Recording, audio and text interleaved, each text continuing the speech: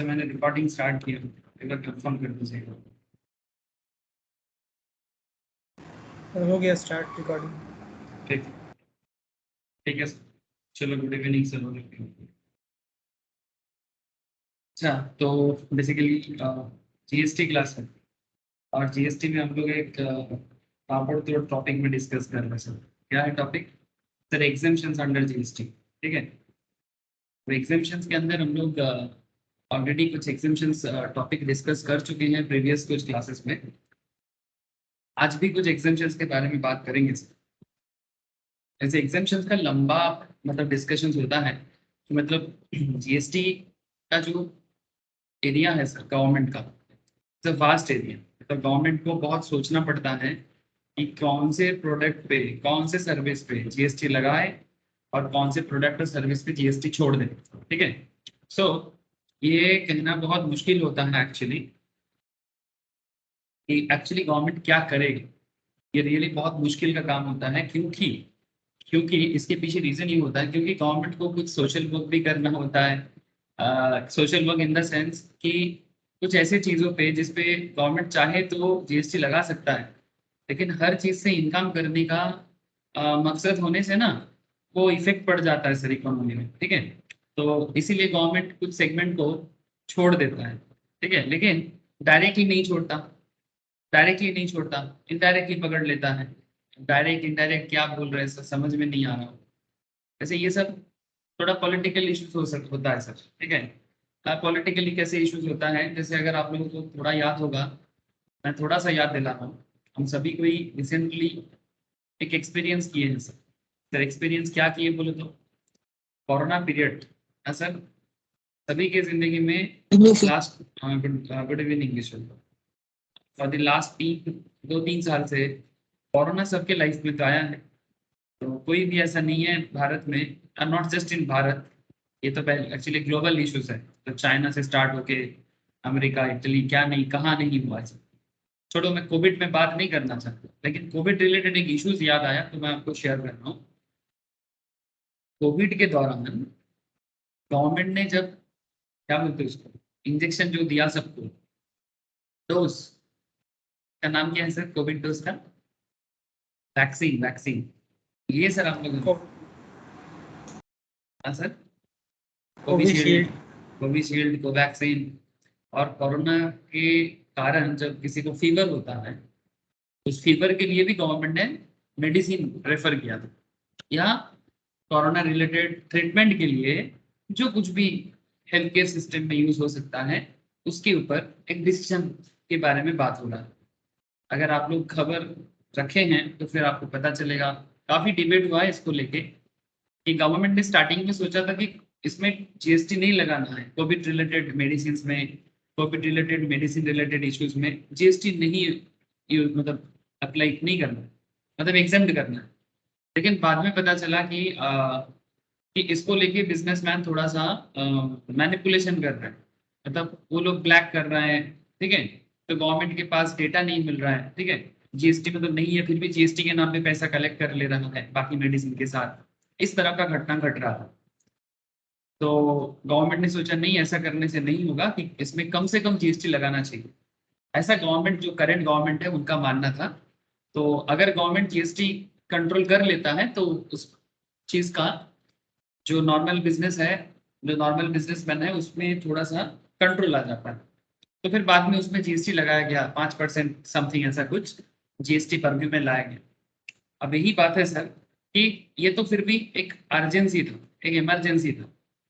उस सिचुएशंस में भी काफी लोग जो अपोनेंट होते हैं, जो अपोजिशन होते हैं, जैसे कि करंटली बीजेपी गवर्नमेंट है सेंट्रल में, अब अपोजिशन बोल रहे देखो ऐसा सरकार है कि खून चूसने वाला सरकार है ना, टीवी में ऐसे बोल के बोल रहा था कि खून चूसने वाला सरकार है, कोरोना में भी लोगों को राहत नहीं दे रहा है। ठीक है, लेकिन ये तो पॉलिटिक्स है। अब कोरोना में बैठे बैठे गवर्नमेंट ने लोगों को फ्री में, जो लोग स्पेशली मतलब कमजोर है, इकोनॉमिकली वीकर हैं, उनको बैठे बैठे खाना खिलाया। 1.5 लाख करोड़ का गवर्नमेंट का लॉस भी हुआ, ये भी साइड है। ठीक है, side by side government corona के कारण चीज पे जीएसटी भी लगाया। सो ये सब देखो, गवर्नमेंट चलाना इतना आसान नहीं होता। हम लोग एक 4-5 जन का फैमिली चलाने से मतलब मुश्किल में पड़ जाते हैं। वहां पर सरकार इतना बड़ा देश को चलाना, उसमें 120-30 करोड़ की पॉपुलेशंस को हैंडल करना, ये इतना आसान काम नहीं है सर। ठीक है, मतलब दुनिया का सबसे बड़ा देशों में से एक है, और पॉपुलेशंस में भी बहुत भारी, और डेंसिटी ऑफ पॉपुलेशंस में भी बहुत हाई। तो ऐसे एक फैमिली को कंट्रोल करना, उसको चलाना किसी भी कंट्री के लिए इतना आसान काम नहीं है। तो ठीक है, उसमें बात नहीं करेंगे। बट आपको मैं बस इतना कहना चाहता कि जीएसटी छोड़ देना, मतलब जीएसटी से मतलब एग्जेम्प्ट कर देना, या जीरो जीएसटी लगाना, या नील जीएसटी रेट लगाना किसी पर्टिकुलर सर्विस में, किसी पर्टिकुलर प्रोडक्ट में, इट्स अ बिग डिसीजन। ठीक है, इट्स अ बिग डिसीजन। इसमें सोचने वाला बात होता है। जैसे रिसेंटली मैंने आप लोगों को एग्रीकल्चर रिलेटेड मैटर की बात किया है ना, याद होगा आप लोग, मैंने जस्ट फ्यू वीक्स बैक मैंने आपको एग्रीकल्चर रिलेटेड मैटर में बात किया। ठीक है, लास्ट वीक आई थिंक। ठीक है, इसमें एग्रीकल्चर रिलेटेड जितना सारा प्रोडक्ट्स है, सर्विसेज है, उसमें जीएसटी का क्या इश्यूज आ सकता है, मैंने ये डिस्कस किया, काफी डिटेल्स में डिस्कस किया। उससे पहले मैंने चैरिटेबल ऑब्जेक्टिव में जो काम होता है, ठीक है, मतलब जिसका ऑब्जेक्टिव चैरिटी करना होता है, चैरिटेबल या रिलीजियस ट्रस्ट, उसमें कैसे एग्जेम्पशंस मिलता है, इसका भी मैंने कुछ केस स्टडीज, एग्जांपल्स मैंने आपके साथ शेयर किया, मतलब डिटेल्स में डिस्कस किया। अब सिमिलर पैरामीटर में मैं आज भी आपके साथ कुछ इंपॉर्टेंट कॉन्सेप्ट डिस्कस करने जा रहा हूँ। एग्रीकल्चर बहुत वाइटल था, बहुत इंपॉर्टेंट था, ठीक है सर, लेकिन आज का जो मेन एरिया है sir, that is sir education service पे जीएसटी। सर आप लोग को स्क्रीन शेयर है ना, मुझे थोड़ा बताइएगा स्क्रीन शेयर है कि नहीं। Yes sir. चलो सर, एजुकेशन सर्विस पे जीएसटी। आज इंडिया हार गया सर वर्ल्ड कप सेमीफाइनल में, सबका दुख दिख रहा है मुझे, आधे से ज्यादा लोग क्लास ही नहीं ज्वाइन। ठीक है, मैं भी काफी दुखी हूँ सर, और जिस तरह से हारा बहुत दुखी हूँ। जो भी हो, खेल है, खेल में सब होता है, दुख मना के, मना ज्यादा है, दुख तो ऑब्वियसली होगा। ठीक है चलो, एजुकेशन सर्विस और जीएसटी का क्या कनेक्शन है? मतलब क्या सवाल, बड़ा सबसे बड़ा सवाल, क्या एजुकेशन पे जीएसटी लगता है? That's a big question. क्या एजुकेशन पे जीएसटी चार्ज किया जा सकता है? The answer is no and also yes. Sir ये तो दोगलापन है। हाँ विश्वजीत, अंश बोलो, सालिन, ये तो दोगलापन है। एक बार ना फिर हाँ, इसी को तो बोलते हैं ना दोगलापन। हाँ, अब गवर्नमेंट भी क्या करे सर, गवर्नमेंट को ऐसा दोगला डिसीजन लेना पड़ता है। ठीक है, अब कैसे ये दोगला डिसीजन आता है आप समझो। एक चीज पे एक बार ना बोल के फिर हाँ कैसे बोल दिया। हाँ बोलना है ना बोलो, हाँ बोलना है हाँ बोलो। हाँ, अपनी मर्जी क्या चलाते हैं सरकार, सरकार है चलाएगा तो अपना मर्जी बिल्कुल चलाएगा। तो एजुकेशन रिलेटेड मैटर में जीएसटी कॉमन सेंस में ना है, ठीक है, लॉ एज पर लॉ भी ना है, बट गुड इवनिंग, टाटा साक्षात नहीं तो क्लास नेक्स्ट।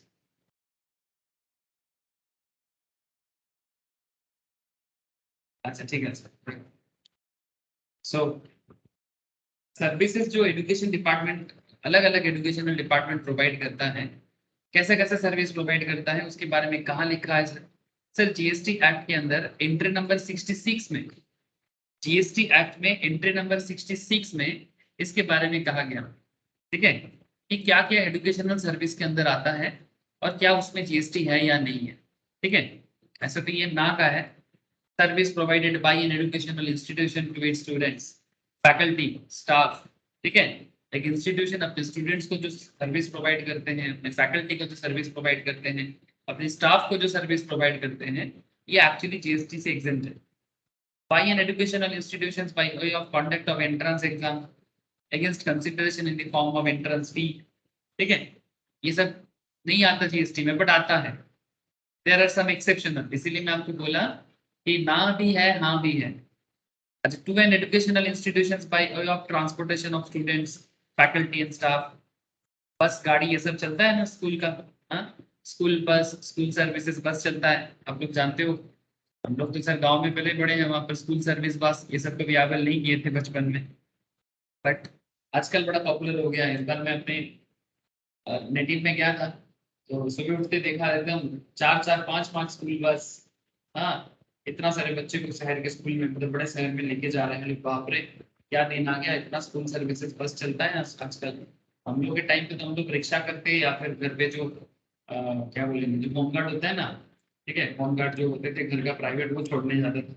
कभी कभी हम लोग पैदल ही चले जाते थे। हाँ, 2-3 किलोमीटर रास्ता होता था, चले जाते थे। आजकल तो सर ये दिन नहीं है, ठीक है, अब दिन बदल गया। तो जो भी हो, स्कूल बस देते हैं, उस बस से स्टूडेंट्स लोग, फैकल्टी लोग आना जाना करता है। तो ये भी तो स्कूल की तरफ से सर्विसेज है, और उसके बदले में चार्जेस भी लिया जाता है ना। सो ट्रांसपोर्टेशन मतलब मनी ट्रांजैक्शंस होता है सर, है ना, पैसा का ट्रांजैक्शंस होता है। Transportation of students, faculty, staff, catering including any mid day meals. Government से मिड डे मील चालू होता है ना सर, स्पेशली गवर्नमेंट स्कूल में, है ना, खाना दिया जाता है, mid day meal scheme sponsored by central government, state government और यूनियन टेरिटरी, है ना। सिक्योरिटी और क्लीनिंग और housekeeping service perform in such educational institutions. मतलब ये स्कूल कौन सा सर्विस प्रोवाइड करता है, या एजुकेशनल इंस्टीट्यूशंस कौन सा सर्विस प्रोवाइड करता है, इसका डिटेल्स मैं आपके साथ बता रहा हूँ sir. Service relating to admission to और conduct of examination by such institutions, ठीक है।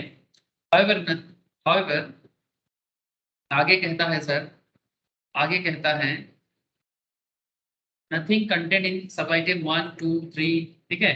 Item B shall apply to an educational institution other than an institution providing service by way of preschool education and education up to higher secondary school or equivalent.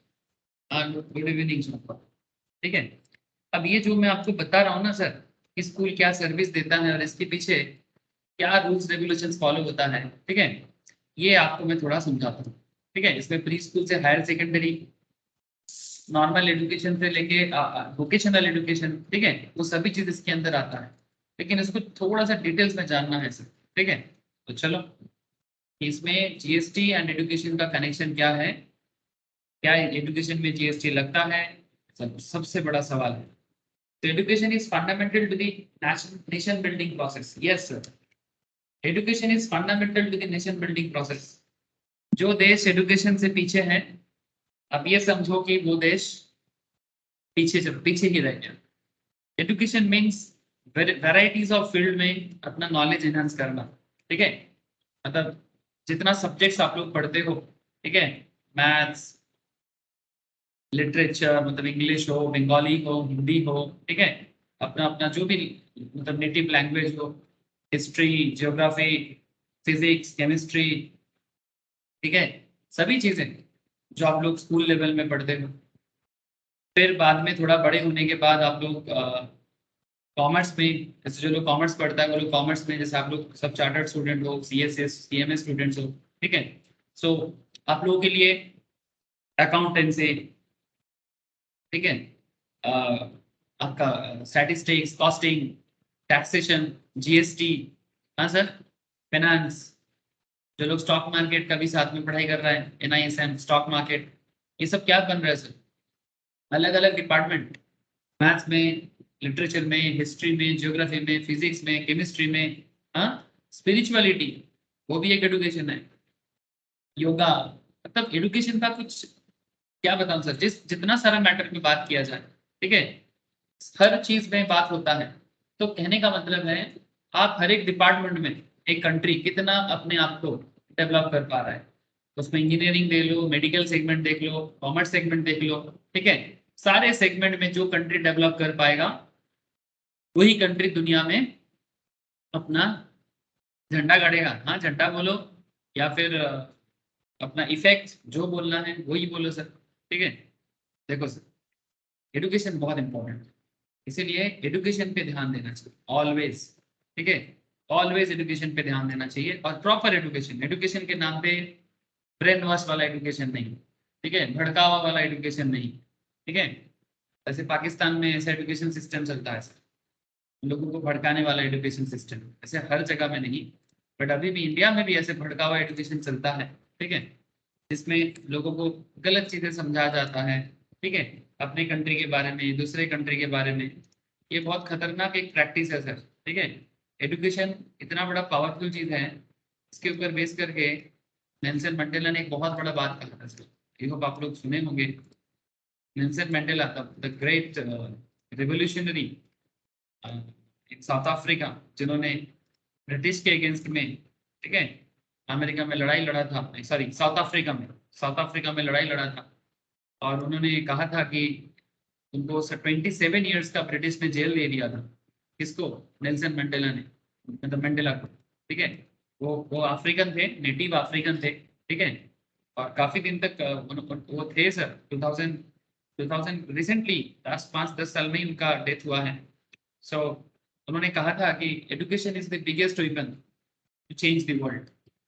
अगर दुनिया के पास शिक्षा है तो हम दुनिया को सही सही मायने में चेंज कर सकते हैं अच्छाई के लिए, ठीक है। सो ये बहुत ही पावरफुल एक वेपन है सर, ठीक है। और सही एजुकेशन, भड़का हुआ एजुकेशन नहीं, ठीक है। जैसे पाकिस्तान में लोगों को जन्म लेते ही समझाया जाता है कि इंडिया तुम्हारा शत्रु है, इंडिया में जितना लोग रहते हैं वो सब बेकार के लोग हैं, ठीक है, वो तुम्हारा हक छीन लिया, ठीक है। ये जो सिक्खा, मतलब इस तरह का जो माइंड सेटअप मतलब लोगों के अंदर भरा जाता है। इंडिया में भी कुछ कुछ लोगों के अंदर ऐसा शिक्षा देने का अभी भी ट्रेंड है कि अंदर के अंदर मतलब एक गलत शिक्षा, ठीक है।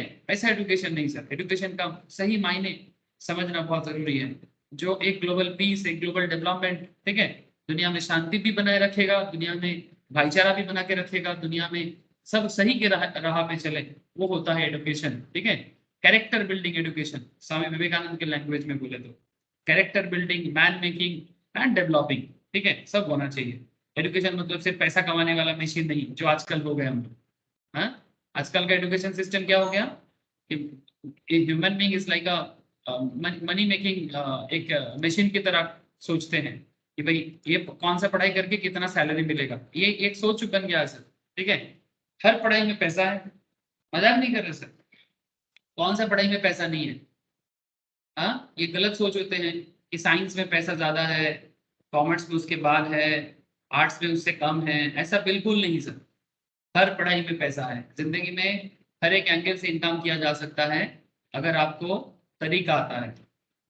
लिख के रख लो सर ये बात, ठीक है। अगर आपको तरकीब आता है, तरीका आता है, ठीक है, आप हर फील्ड में इनकम कर सकते हो।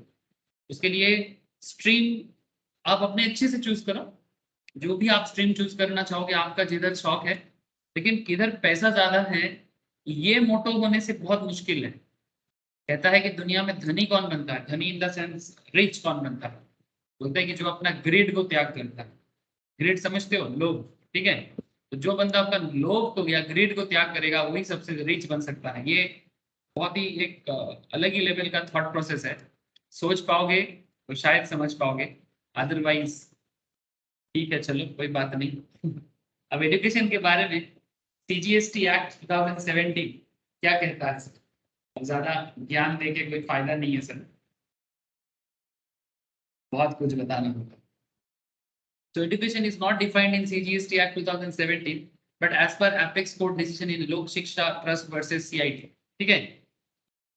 लोक शिक्षा trust versus commissioner of income tax के बीच में केस बना था। तो ये एजुकेशन टर्म सीजीएसटी एक्ट में डिफाइन नहीं किया गया। Education is process of training and developing knowledge, skill and character of students by normal schooling। देखो सर कितना बड़ा बात कह दिया, नॉलेज भी डेवलप करना है, स्किल को भी डेवलप करना है, लेकिन साथ में अपना कैरेक्टर को भी बनाना है। स्वामी विवेकानंद का एक बहुत बड़ा बात मुझे याद आ रहा है सर। एक उनके किताब में पढ़ रहे थे, Swami Vivekananda most probably America visit किए थे उस टाइम पे। ऐसे तो उन्होंने पूरी दुनिया भर में, यूरोप, अमेरिका, सारा दुनिया घूमे थे। तो उनका जो शिष्य बने थे वो उनको लेके गया था। तो स्वामी विवेकानंद मोस्ट प्रॉब्ली कोई ऐसे यूरोप की किसी जगह में था, तो जहाँ पर साइंस बड़ा फेमस है सर। तो वहाँ पे लोगों को ना, मतलब आविष्कार, न्यू न्यू टेक्नोलॉजिकल आविष्कार में they are very very strong, they really have knowledge. अब उसका हमें आज भी दिखता है, जर्मनी का टेक्नोलॉजी है ना, नेदरलैंड्स साइंटिस्ट का देश है सर, ठीक है, सीरियसली साइंटिस्ट का देश है। तो Denmark, they all are very knowledgeable specially in science. Now the big question is, तो स्वामी विवेकानंद जब विजिट किए हैं ऐसे देशों में, तो उन्होंने कहा कि इससे कहीं गुना अच्छा हमारा देश है इंडिया। तो कोई कहा कि क्यों ऐसा क्यों सोच रहे हैं स्वामी जी आप? तो स्वामी जी का एक बहुत सिंपल कहना था कि knowledge without character is no value. अगर आपके पास ज्ञान है बहुत अच्छा, लेकिन अगर इस नॉलेज के साथ आपके अंदर कैरेक्टर नहीं है, ठीक है, तो उस नॉलेज का क्या करोगे सर? खुद ही खुद को, जैसे कालिदास का कहानी सुने आपको, जिस पेड़ पे बैठा था उसी पेड़ को काट देता है, वैसा होता है। ठीक है, जैसे देखो इसका एक बड़ा एग्जांपल देता हूँ मैं आपको। हमारे रिसेंट ट्रेंड का तो बड़ा मतलब बिग नेम, ठीक है, आजकल के हिसाब से, एक है सर उसामा बिन लादेन। ठीक है, ध्यान से सुनना। Osama bin Laden Afghanistan and Pakistan में, उनका एक्चुअली घर पाकिस्तान में था, और अफगानिस्तान में वो पूरा एकदम दुनिया को अपने पैरों तले मतलब डरा के रखा था। और एक इंसान है हमारे देश में, रामेश्वरम में, डॉक्टर एपीजे अब्दुल कलाम।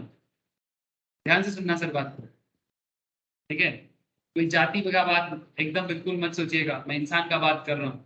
ठीक है, यहाँ पे धर्म का कोई मैटर नहीं है, इंसान का कोई धर्म मतलब इस तरह का कनेक्शन मत जोड़िएगा। ठीक है, डॉक्टर एपीजे अब्दुल कलाम।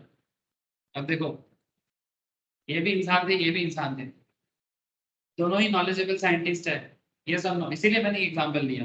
ठीक है, ये भी नॉलेजेबल, ये भी नॉलेजेबल। ओसामा जैसा नॉलेज दुनिया में बहुत कम लोगों को है। था, अभी कौन से समुद्र के नीचे है, अमेरिका ने कहाँ डाला पता नहीं सर। और एपीजे अब्दुल कलाम सर, ये कैरेक्टर के साथ नॉलेज होल्ड करता था, और Osama without character knowledge hold करता था। अब ये फर्क करता है कि दुनिया नॉलेजेबल बंदे को कैसे याद रखता है। ठीक है, अब कोई बोलेगा सर मुझे ओसामा पसंद है, आपको मुबारक हो, ठीक है, आप उसामा का फॉलोअर बन जाओ और दुनिया आपको वैसे ही याद रखेगा। और अगर आप एपीजे अब्दुल कलाम जैसे इंसान का मतलब नमन करते हो, तो दुनिया भी आपको वैसे ही याद रखेगा। सो इट्स फुल्ली, एडुकेशन वैसा होना चाहिए जो कैरेक्टर बिल्डिंग हो, जो मैन मेकिंग हो। ठीक है, अदरवाइज एडुकेशन का कोई फायदा नहीं। ठीक है, तो जो भी हो, knowledge skill character of students by normal schooling, normal, एकदम बिल्कुल नॉर्मल, कोई एबनॉर्मलिटी उसमें नहीं होना चाहिए। जबरदस्ती, धक्काबाजी, मारपीट करना पड़ेगा ऐसा नहीं, नॉर्मल। ठीक है, कोई हड़कंप नहीं मचेगा। जैसे चाइना में प्रॉब्लम क्या है, जैसे चाइना डेवलपिंग नेशन है, काफी डेवलप है हमसे, at least by pen and paper, statistics तो वही कहता है। लेकिन चाइना में कुछ प्रॉब्लम है, जैसे आजकल ऐसा सिस्टम हमारे देश में भी दिखता है।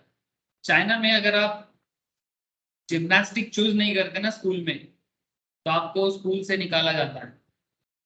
देखना, चाइना ओलंपिक में काफी मेडल लाते हैं। मतलब चाइना में ऐसा देखा जाता है कि मतलब यहाँ पर ना लोगों को फ्री एजुकेशन नहीं मिलता, मतलब फ्री मतलब फ्रीडम नहीं है। आप अपने मर्जी से पढ़ाई नहीं कर सकते, आप अपने मर्जी से स्पोर्ट्स नहीं चूज कर सकते, इवन आप अपने मर्जी से कुछ नहीं कर सकते। और इसीलिए तो यहाँ पर वन पार्टी, ये डेमोक्रेसी नहीं है ना सर।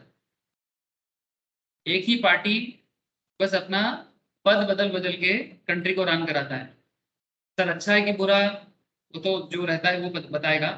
बट सर एक चीज तो क्लियर है कि आपके पास फ्रीडम नहीं है, आप गवर्नमेंट के अगेंस्ट में भी स्टैंड नहीं ले सकते, मतलब जरूरत पड़ने से आप खुल के बात भी नहीं कर सकते। मतलब आप कहीं ना कहीं बंदी हो। ठीक है, so that's a different story, but I hope you understand कि जो एजुकेशन नॉर्मल होना चाहिए, किसी भी तरह का फोर्सफुलनेस नहीं होना चाहिए एजुकेशन में। ठीक है, किसी भी तरह का इंस्पायर होके होना चाहिए।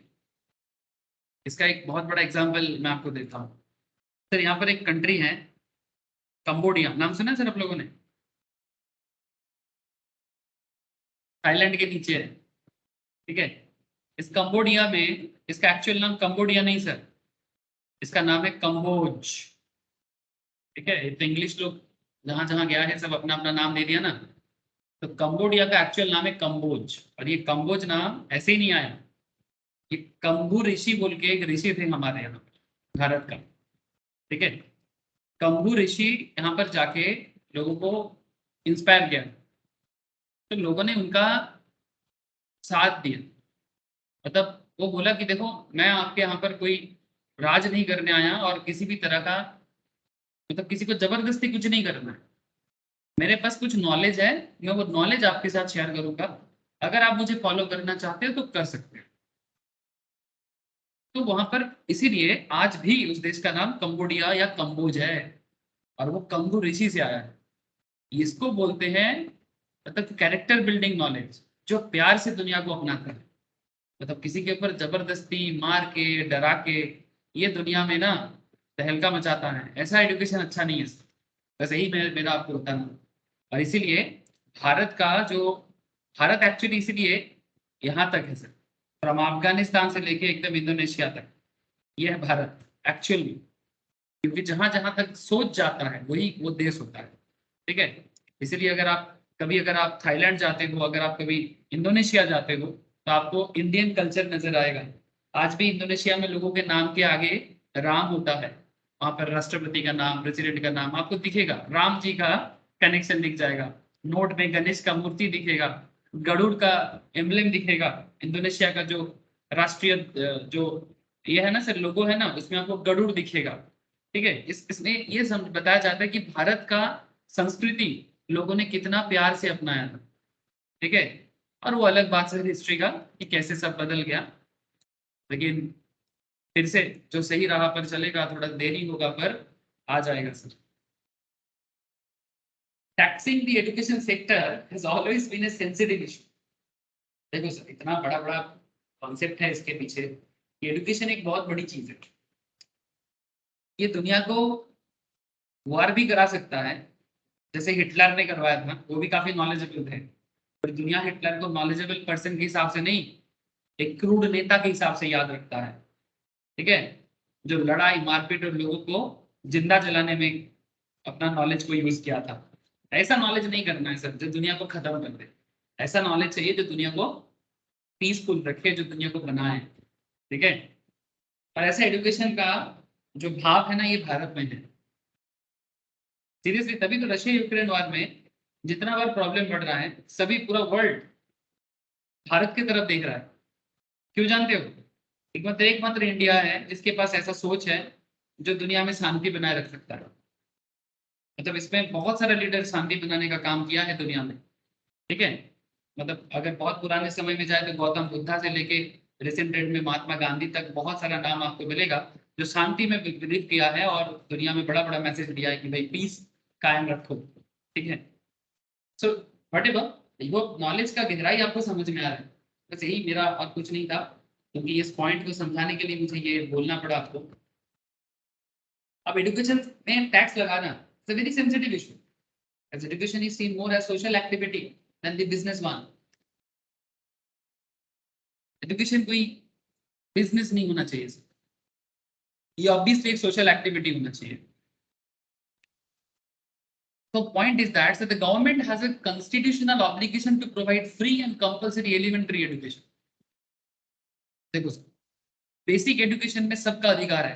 आपको बता दें सर, ये हमारे देश में कॉन्स्टिट्यूशनल राइट है, संवैधानिक राइट है कि 14 साल की उम्र तक, अप टू 14 ईयर्स एज तक, किसी भी बच्चे को स्कूल जाने से किसी का माँ बाप भी नहीं रोक सकता। Point to be noted sir, कोई भी पिता माता अपने बच्चे को 14 ईयर्स एज तक स्कूल जाने से नहीं रोक सकता। अगर वो रोकता है अपने बच्चे को स्कूल जाने से, वो भारत के संविधान को एक्चुअल में ब्रीच करता है, और ये मतलब वो गुनाह है सर, क्योंकि संविधान ना मानना तो गुनाह है। ठीक है, तो आप ऐसा नहीं कर सकते। सो राइट टू एजुकेशन सबका अधिकार है, और basics elementary level of education तो सबका अधिकार होना ही चाहिए।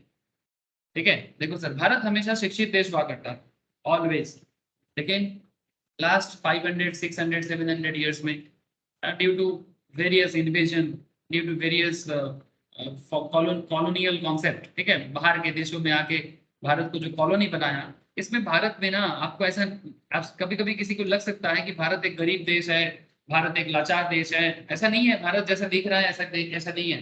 ये वेस्टर्न वर्ल्ड हमको ऐसा देखना चाहता है, European world, American world, they want कि हम लोग गरीब दिखे।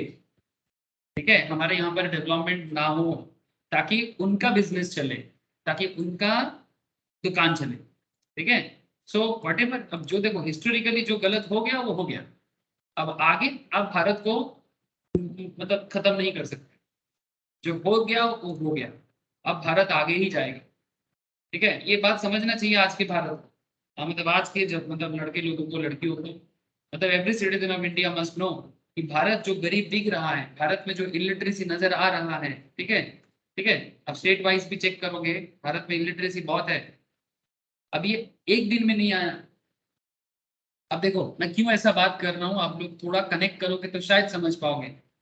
सर आज नासा बताते हैं मतलब धरती से सूरज कितना दूर है, नासा आजकल कैलकुलेट करके टेक्नोलॉजी के थ्रू से स्पेस में रॉकेट भेज के फिर कैलकुलेट करके बता रहा है मॉडर्न साइंस कि धरती से सूरज का डिस्टेंस कितना है।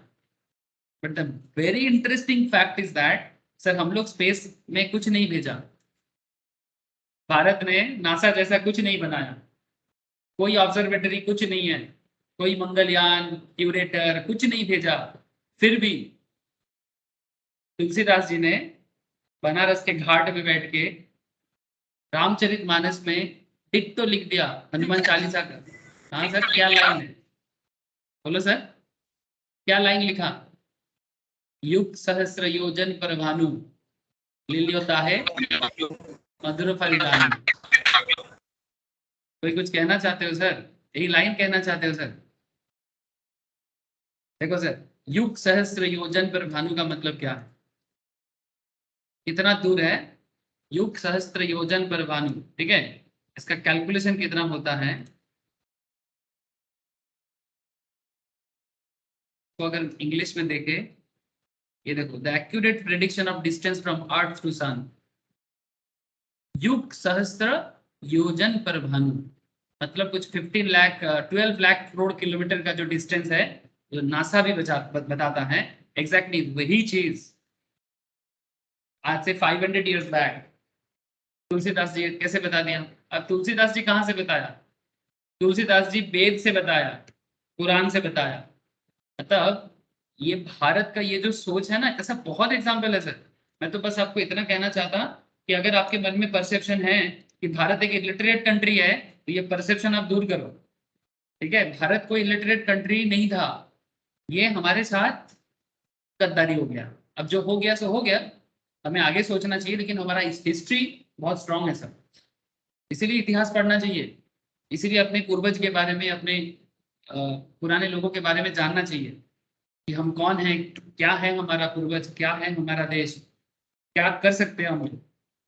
तो और ये जो पूर्णिमा अमावस्या, हाँ कब लूनर एक्लिप्स होगा, कब सोलर एक्लिप्स होगा, ये रिसेंटली हुआ है ना सर, चंद्र ग्रहण, सूर्य ग्रहण, ये सब हमारे कैलेंडर में सदियों से लिखा हुआ है, आज से नहीं।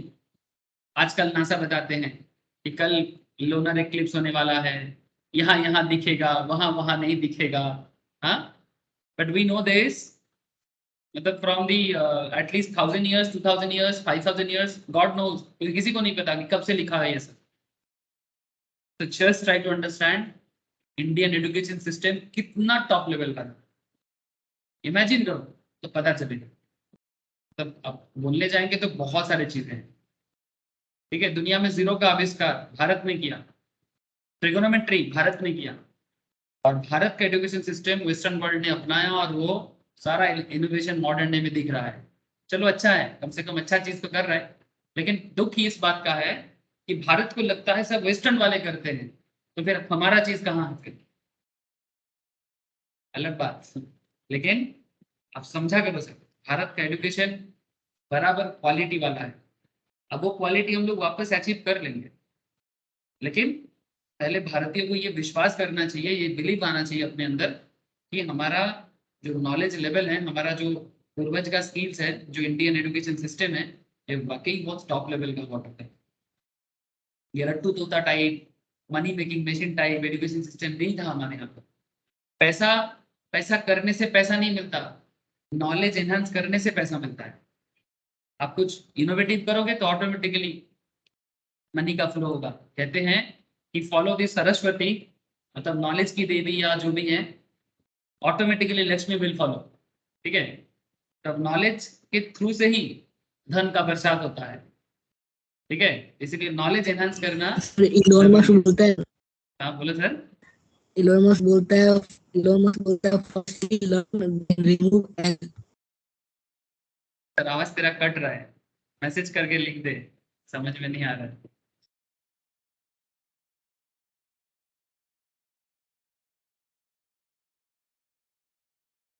इलोन मस्क बोलता है कि first follow the learning world's richest person. क्या लिखता है सर? लिख लिख, मैं देख रहा हूँ।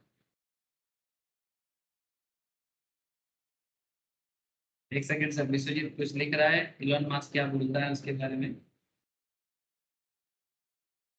ठीक है, एडुकेशन के बारे में थोड़ा बात हो रहा है तो मैं थोड़ा सा भावुक होकर बोल दे रहा हूँ। But sir try to understand education क्या चीज़ है। ठीक है, हमेशा मौका नहीं मिलता इतना डिटेल्स में बताने का, बट आप लोगों को समझना चाहिए, क्योंकि ultimately at the end of the day हम सभी कोई इनकम करने के लिए सोचते हैं। ठीक है, first learn then remove L. अच्छा, वेरी गुड सर, चलो अच्छा चीज बोला विश्वजीत ने, मैंने एक अच्छा चीज सीखा। First learn then remove L, मतलब लर्निंग के बाद एल को हटा दो। ठीक है, लर्निंग के बाद एल को हटा दोगे तो क्या बचेगा? अर्न। अरे वाह, थैंक यू विश्वजीत। ठीक है, मुझे नहीं पता था सर, बट पता चल गया। That's a very interesting thing. तो learning means as per our Indian culture Saraswati, and earning means as per our Indian culture Lakshmi, Devi Lakshmi. So god is Lakshmi, जो भी हो। I think you understand sir. ठीक है, ओके, मतलब कंट्री डेवलप तभी करेगा sir जब लर्निंग अच्छे से रहेगा, तभी अर्निंग भी अच्छे से रहेगा। The government has a constitutional obligations to provide free and compulsory elementary education to every child. Thus, to promote education, it would be beneficial if educational services are exempted from tax. That's 100% true. ठीक है। However, एक इसका एक दूसरा पहलू दिख रहा है सर। ठीक है, commercialization of education is also a reality, है ना? The distinction between core and ancillary education is blurring, and education is now an organized industry with huge revenue. आप लोग देख ही रहे हो आजकल कितना फेमस फेमस ऑर्गेनाइजेशंस कंपनी बना है ना? बाइजूस, हाँ, या अन अकेडमी बोल के एक है। ठीक है, पीडब्ल्यू फिजिक्स वाला, क्या क्या सर, बहुत बड़ा बड़ा नाम बन रहा है सर। काफी पैसा का फ्लो भी हो रहा है, और भी है, खत्म नहीं होगा। और सिटी वाइज भी लोकल एजुकेशन तो है ही। Point is that sir, commercialization of education is nowadays a very common concept. ठीक है, specially there are some popular city, जैसे साइंस के लिए कोटा।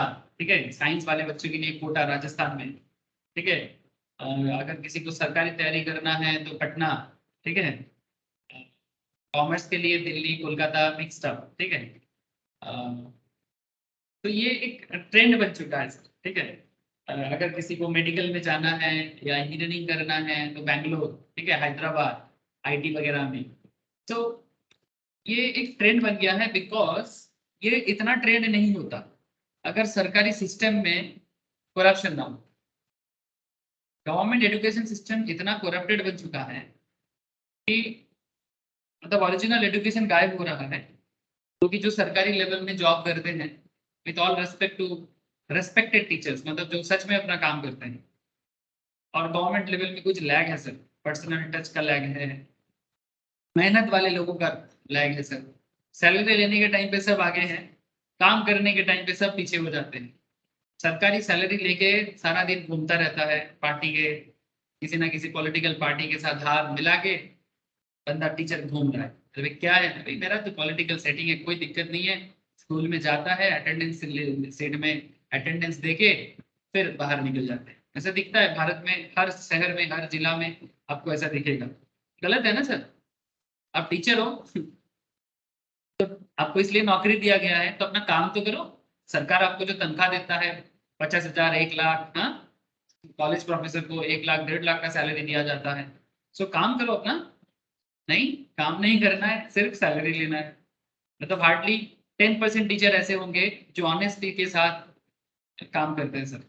90% बहुत, और ऊपर से भी वो भी करप्शन के थ्रू से आते हैं। किसी का मामा चाचा कोई पॉलिटिक्स में है, पार्टी में है, तो फेवर में जॉब मिलता है, कनेक्शन में जॉब मिलता है। इसमें क्या होता है, क्वालिटी डिटोरिएट हो जाता है। मतलब जो सही मायने में जॉब करने लायक है उसको जॉब नहीं मिलता, जो एक्चुअल में टीचर बनने लायक है उनको टीचिंग नहीं मिलता। टीचर वो बन जाते हैं जिनको टीचर नहीं बनना चाहिए। तो ये प्रॉब्लम है सर, और इसी के कारण, यही कारण है सर कि एजुकेशन में कॉमर्शियलाइजेशन एक क्वालिटी के लिए बेसिकली, क्योंकि कॉमर्शियलाइजेशन के थ्रू से क्या हो रहा है, क्वालिटी, उसमें भी करप्शन चल रहा है। पैसा लेके फिर भी कितने एजुकेशन सिस्टम में पढ़ाई नहीं हो रहा है। पैसा लेके लोगों को बस दिखावा कर रहा है, बिल्डिंग, बड़ा बड़ा बिल्डिंग बना के, क्लास का बिल्डिंग बना के। पूना में कुछ इंस्टीट्यूट है, ठीक है, कोलकाता में भी कुछ इंस्टीट्यूट है, मुझे पता है, मैं नाम नहीं ले सकता, ठीक है, चाहे वो इंजीनियरिंग के लिए हो, चाहे वो कॉमर्स के लिए हो, सीए के लिए हो। हाँ, मतलब क्या बताए सर, मैं ऐसा भी देखता हूँ कभी कभी। हाँ, कुछ टीचर लोग हैं, may be they are husband wife, I think, हाँ, डांसिंग कर रहा है, ठीक है, फोटो शूट कर रहा है। अरे भाई, मतलब ये क्या चल रहा है, I don't know, but what ever, मतलब दिखावा, क्लास बिल्डिंग, उसका खर्चा, ठीक है, सीए का कोर्स का फीस 4 लाख, 4.5 लाख, 5 लाख, ठीक है। कुछ स्टूडेंट्स मुझे भी पूछते हैं, सर इतना कम फीस, कोई कोई इंस्टीट्यूट तो 3 लाख, 3.5 लाख लेते हैं। अभी पढ़ाने का दाम लेता है कि बिल्डिंग का दाम लेता है, वो अलग चीज, ठीक है। एक बड़ा सा बिल्डिंग बना दिया तो बिल्डिंग का दाम कोई लेना चाहे तो सीए का फीस भी बहुत हो जाता है। इसलिए कुछ लोगों के मन में चलता है कि सीए पढ़ने में बहुत पैसा लगता है, ठीक है। सीरियसली, मैं ऐसे भी लोगों से मेरा बात होता है, 10 में से 4-5 लोग तो ऐसे ही बोलते हैं कि आप क्या बोल रहे हो, सीए पढ़ाई में कम से कम 7-8 लाख का खर्चा है, आप बोलते हो इतना।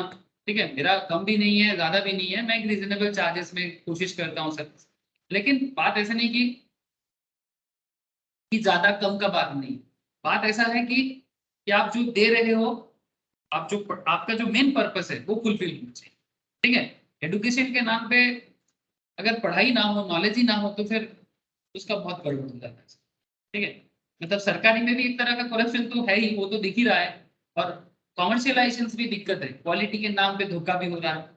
तो ठीक है सर, जस्ट आपको एक मैंने शेयर किया जो चल रहा है। कुछ कुछ जगह में तो ऐसा भी है, मतलब कंप्यूटर कोर्सेज में तो बहुत ज्यादा धोखा होता है, ठीक है। मतलब लोगों को पता नहीं है, कंप्यूटर कोर्स में डाल देते हैं, बोलते हैं कि ये सीख के ये जॉब मिल जाएगा, वो जॉब मिल जाएगा, लेकिन 2 दिन बाद आके दिखता है टीचर ही नहीं है इंस्टीट्यूट में, लेकिन 50,000 60,000 लेके चला गया। रिसेंटली एक स्टूडेंट के साथ ही ऐसा ही हुआ है, वो कुछ टैली का कोर्स के साथ ऐसा, जस्ट एग्जैक्टली। तो ये भी बहुत खतरनाक चिंता का विषय। The distinction between core and ancillary education is blurring, and education is now an organized industry with huge revenue. तो big industry बन चुका है, ठीक है।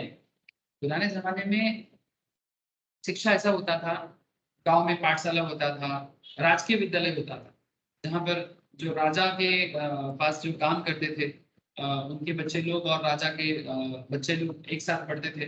तो टीचर का जो सैलरी होता था, टीचर का जो फीस होता था, वो राजा देता था, ठीक है, वो राजा देता। लेकिन आज के जमाने में तो सिचुएशन ऐसा नहीं है, ठीक है। अब तो अलग ही एक फैक्ट चल रहा है, ऑर्गेनाइज्ड के नाम पे अनऑर्गेनाइज्ड एक गवर्नमेंट सिस्टम, थोड़ा प्रॉब्लम है सर, मैं मानता हूँ काफी प्रॉब्लम है। इसीलिए हमारे देश में टैलेंट बन नहीं रहा है, because lack of quality education, ठीक है। ठीक है, तो GST law tries to maintain a fine balance whereby core educational service provided and specified services received by educational institutions are exempt and other services are sought to be taxed।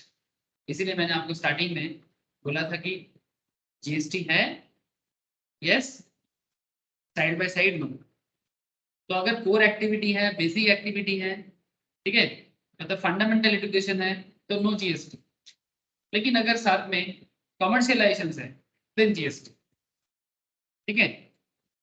और इसका मतलब क्या है, प्राइवेट एजुकेशन सिस्टम जो चलता है वो GST के अंदर आता है। जितना सरकारी एजुकेशन सिस्टम है उसमें जीएसटी नहीं, मतलब basically professional private coaching system ये जीएसटी के अंदर आता है, because this is the commercialisation, ठीक है।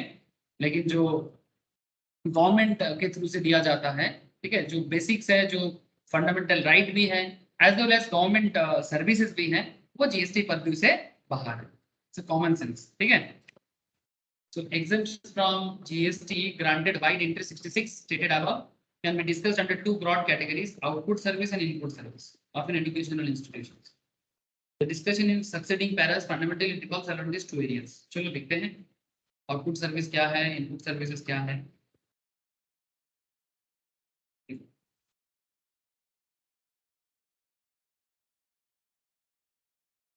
Service provided by an educational institution to its students, faculty and staff, and by way of conduct of entrance examination against consideration in the form of entrance fee or exempt from GST. ठीक है, मतलब exam fees जो लेते हैं ना institute वगैरह, ये GST purview से बाहर है. लेकिन कुछ प्रोफेशनल बॉडी इस तरह का एंट्रेंस एग्जाम लेते हैं, लेकिन उस पर जीएसटी लगता है, बट वो डिपेंड करता है कि वो किस लेवल पे लिया जा रहा है. बट आमतौर पे एंट्रेंस फी जो होते हैं, जो इंस्टीट्यूशन जो स्टूडेंट्स के लिए मतलब लेते हैं, वो जीएसटी फ्री होता है. Since exemption with respect to said service is available, जैसे कि CS एंट्रेंस, CA फाउंडेशन, इसमें जीएसटी नहीं है सर. ठीक है. Since exemption with respect to said service is available only when these services are provided by educational institutions, it is important to analyze the term educational institutions first. सबसे पहले ये बात समझना होगा, as per the government rule, education institutions किसको कहते हैं. ठीक है, ध्यान से सुनना. So educational institution means an institutions providing services by way of preschool education and education up to higher secondary school or equivalent. Pre school से लेके हायर सेकेंडरी तक का जो स्कूल सिस्टम है, ये एजुकेशनल इंस्टीट्यूशंस का पार्ट है.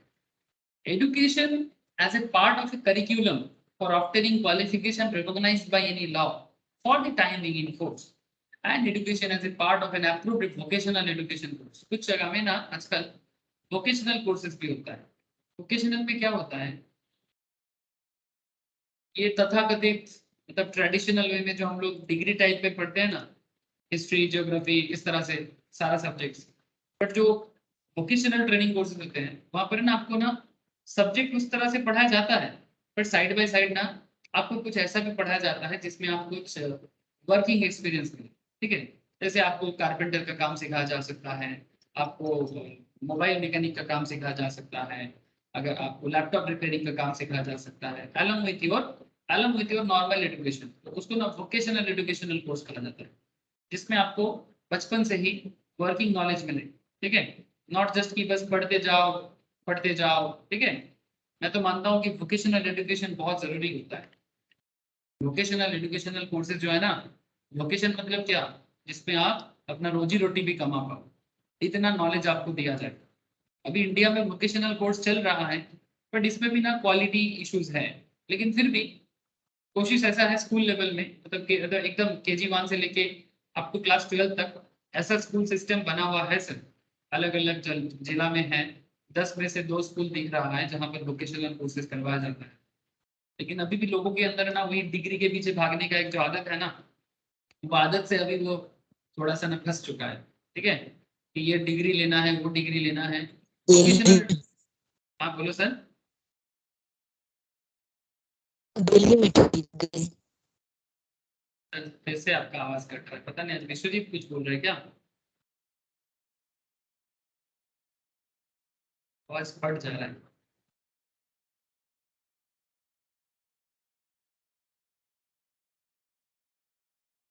क्या क्या बोल रहे हो सर? सर मैसेज कर दो, देख लेता हूँ. अच्छा देखो, तो education as I think it's Vishwajeet का नेटवर्क इशू से, तो विश्वजीत का आवाज मेरे तक आ रहा है, बट क्या बोल रहे हैं ना, वो आवाज फट रहा है, क्रैक हो जा रहा है साउंड. ठीक है सर, चलो आगे बढ़ते हैं तब तक.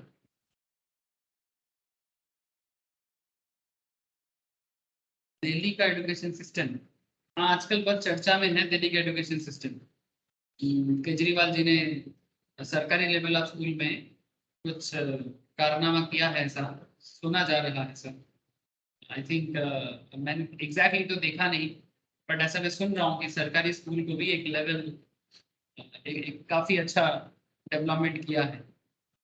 अगर ऐसा है तो आई थिंक अच्छा है. मैंने सुना सर, मैंने भी सुना कि दिल्ली में प्राइमरी स्कूल में भी लोगों के अंदर वोकेशनल ट्रेनिंग देने का एक सिस्टम, स्टार्टिंग से ही बच्चे लोगों को कुछ काम सीखने का टेंडेंसी. ठीक है, लाइक जो भी ट्रेंडी चीजें हैं बचपन से ही उनको अपने अपने शौक के हिसाब से ठीक है, जो हॉबी के हिसाब से, टैलेंट के हिसाब से बचपन से ही क्लास 1 2 3 4 पढ़ते पढ़ते ही उनके अंदर अगर जो भी खूबी दिखे उनको उस तरफ एक उनको इंस्पायर करना कि भाई आप अच्छा ड्राइंग करते हो तो आप इस फील्ड में जा सकते हो, आप अगर अच्छा गाना गाते हो तो आप इस फील्ड में जा सकते हो। So there are varieties of thing जो बच्चे लोग कर सकते हैं सब। सो ह्यूज थिंग अगर इसको, लेकिन इसको एप्लीकेबल करने के लिए ना क्वालिटी टीचर का जरूरत है। Quality teacher is very important. जैसे ये स्कूल है, स्कूल में बच्चे लोग तो है, यस दैट्स ट्रू, बट बच्चा तो बच्चा है सर, ये तो एकदम मिट्टी की तरह होता है ना, नरम मिट्टी की तरह होता है। अब इनके अंदर आप क्या डालोगे उस पर डिपेंड करता है, मतलब भूसा डालोगे तो भूसा बन जाएगा, ठीक है, ब्रेन वॉश हो जाएगा, और अगर इसमें क्वालिटी डालोगे तो क्वालिटी बन जाएगा इनके अंदर। सो ये मतलब एकदम वेरी बिगिनिंग एरिया में आप उसको क्या दे रहे हो, तो quality teacher is very important. Government को थोड़ा एक ही रिक्वेस्ट है, चाहे दिल्ली गवर्नमेंट कर रहा है आई थिंक, बाकी गवर्नमेंट के लिए भी मेरा एक ही मानना है कि आप ना क्वालिटी टीचर रिक्रूट करो, पॉलिटिक्स कम करके, ठीक है। चाहे जैसे ईस्टर्न इंडिया में बहुत मुश्किल है sir, eastern parts of India में बहुत मुश्किल है, बिहार, बंगाल, झारखंड, उड़ीसा, ठीक है, ऐसे एरिया में बहुत दिक्कत इसलिए है क्योंकि यहाँ पर क्वालिटी टीचर्स नहीं है, ठीक है। तो स्कूल है, स्कूल का मतलब भरा पड़ा है, स्कूल कॉलेज स्कूल भरा पड़ा है, ठीक है, बड़ा बड़ा बिल्डिंग, ठीक है, तो इतना बड़ा बड़ा बिल्डिंग की मतलब इधर से उधर देखा नहीं जा सकता, लेकिन क्वालिटी बिल्डिंग के साथ साथ क्वालिटी टीचर होना भी जरूरी है, बिकॉज स्कूल बिल्डिंग से नहीं टीचर से चलता है, ठीक है सर। अगर बिल्डिंग ना बना के अगर एक पेड़ के नीचे भी पढ़ाया ना तो भी आप कुछ सीख जाओगे, ठीक है, तो भी क्या बहुत कुछ सीख जाओगे। तो बिल्डिंग ठीक है, जरूरी है आज के डेट में, बिल्डिंग क्यों नहीं बनाना है, but building is not the main focus, ठीक है। वैसे बोलते हैं कि कहावत है सर, और या फिर क्या बोलते हैं इसको, प्रभाव, कहते हैं कि पैसे से आप घर बना सकते हो, you can build a house with money, but you can not build a home with money. मतलब पैसे से आप एक हाउस बना सकते हो बट उसको आप होम नहीं बना सकते, मतलब उसको घर नहीं बना सकते, क्योंकि घर बनाने के लिए घर के लोगों के अंदर ना प्यार मोहब्बत ये सब होना चाहिए। पैसा है तो एक बड़ा सा बिल्डिंग खड़ा कर सकते हो, ऐसे कहते हैं कि पैसा है तो आप बड़ा बिस्तर खरीद सकते हो, लेकिन पैसे से आप नींद नहीं खरीद सकते, स्लीप, ठीक है। तो सिमिलरली अगर हमारे पास पैसा है तो हम एक बड़ा सा एजुकेशनल बिल्डिंग बना सकते हैं, बट क्वालिटी एजुकेशन नहीं दे सकते। क्वालिटी एजुकेशन के लिए हमें क्वालिटी बिल्डिंग नहीं क्वालिटी टीचर देना पड़ेगा, ठीक है। अगर उस चीज में काम हो रहा है, चाहे इधर इन दिल्ली हो या फिर कोलकाता, तो तब काम होगा सर, तब बात बनेगा, नहीं तो ना सब कुछ वही पेपर में ही दिखेगा, देखो क्या बिल्डिंग बना है। जब तक ये समझ में आएगा तब बात कर सकते हैं सर। ओके, आगे देखते हैं। अच्छा, sub clause 2, the term education as a part of curriculum for obtaining a qualification recognized by any law for the time being in force means the education delivered as a part of the curriculum that has been prescribed for obtaining a qualification prescribed by law. Thus, in order to be covered under Inter 66, the education service should be delivered as a part of the curriculum. In view of the same, it can be inferred that education service कौन provide कर रहा है, ये depend करता है कि educational institution है कि नहीं। ध्यान से देखना, अगर कोई डिग्री या सर्टिफिकेशन कोई कॉलेज प्रोवाइड करता है, कोई यूनिवर्सिटी प्रोवाइड करता है, कोई इंस्टीट्यूशन प्रोवाइड करता है, तो उसे एजुकेशनल इंस्टीट्यूशन कहा जाता है। These courses lead to grant a qualification recognized by law. लेकिन training given by private coaching institutions, ये लॉ में कहीं मतलब कहीं भी दर्ज नहीं है, सब क्लॉज 2 में। Such training does not lead to grant of a recognized qualification. आप नॉलेजेबल बन सकते हो प्राइवेट कोचिंग से, बट प्राइवेट कोचिंग आपको कोई सर्टिफिकेट देगा और उस सर्टिफिकेट को लेके आप अपने गले में माला माला बनाओगे, ठीक है, उसमें कोई फायदा नहीं है, ठीक है। मतलब कुछ प्राइवेट कोचिंग इंस्टीट्यूशन आजकल बच्चे लोगों को गुमराह कर रहा है सर, ठीक है। कैसे गुमराह कर रहे हैं जानते हो, कोचिंग ज्वाइन करो, ये कोर्स वो कोर्स बोल के कोर्स करा रहा है, और प्राइवेट कोचिंग में ना अपने आप को एजुकेशनल इंस्टीट्यूट बता रहा है, बट आपको बता दूं कि प्राइवेट कोचिंग कोई एजुकेशनल इंस्टीट्यूट नहीं होता है। ध्यान से बात को समझे। Private coaching means just like a private teacher जो आपको प्राइवेटली गाइड करता है। वो कोई एजुकेशनल इंस्टीट्यूट नहीं है, चाहे कितना भी बड़ा घर क्यों ना बना ले। प्राइवेट है तो प्राइवेट है, प्राइवेट कोचिंग है।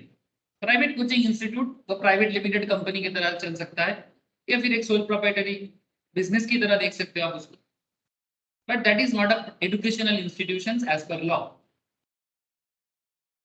बट लोग इसको नहीं समझ पाते, और कई बार ऐसे देखा जाता है कि प्राइवेट इंस्टीट्यूशन लॉ को तोड़ के क्या करता है, अपने एजुकेशनल इंस्टीट्यूशन के नाम ऐसा दिखता है, ऐसे नाम के आगे इंडियन इंस्टीट्यूट बोल के लिख देता है, Indian institute of commerce, Indian institute of management.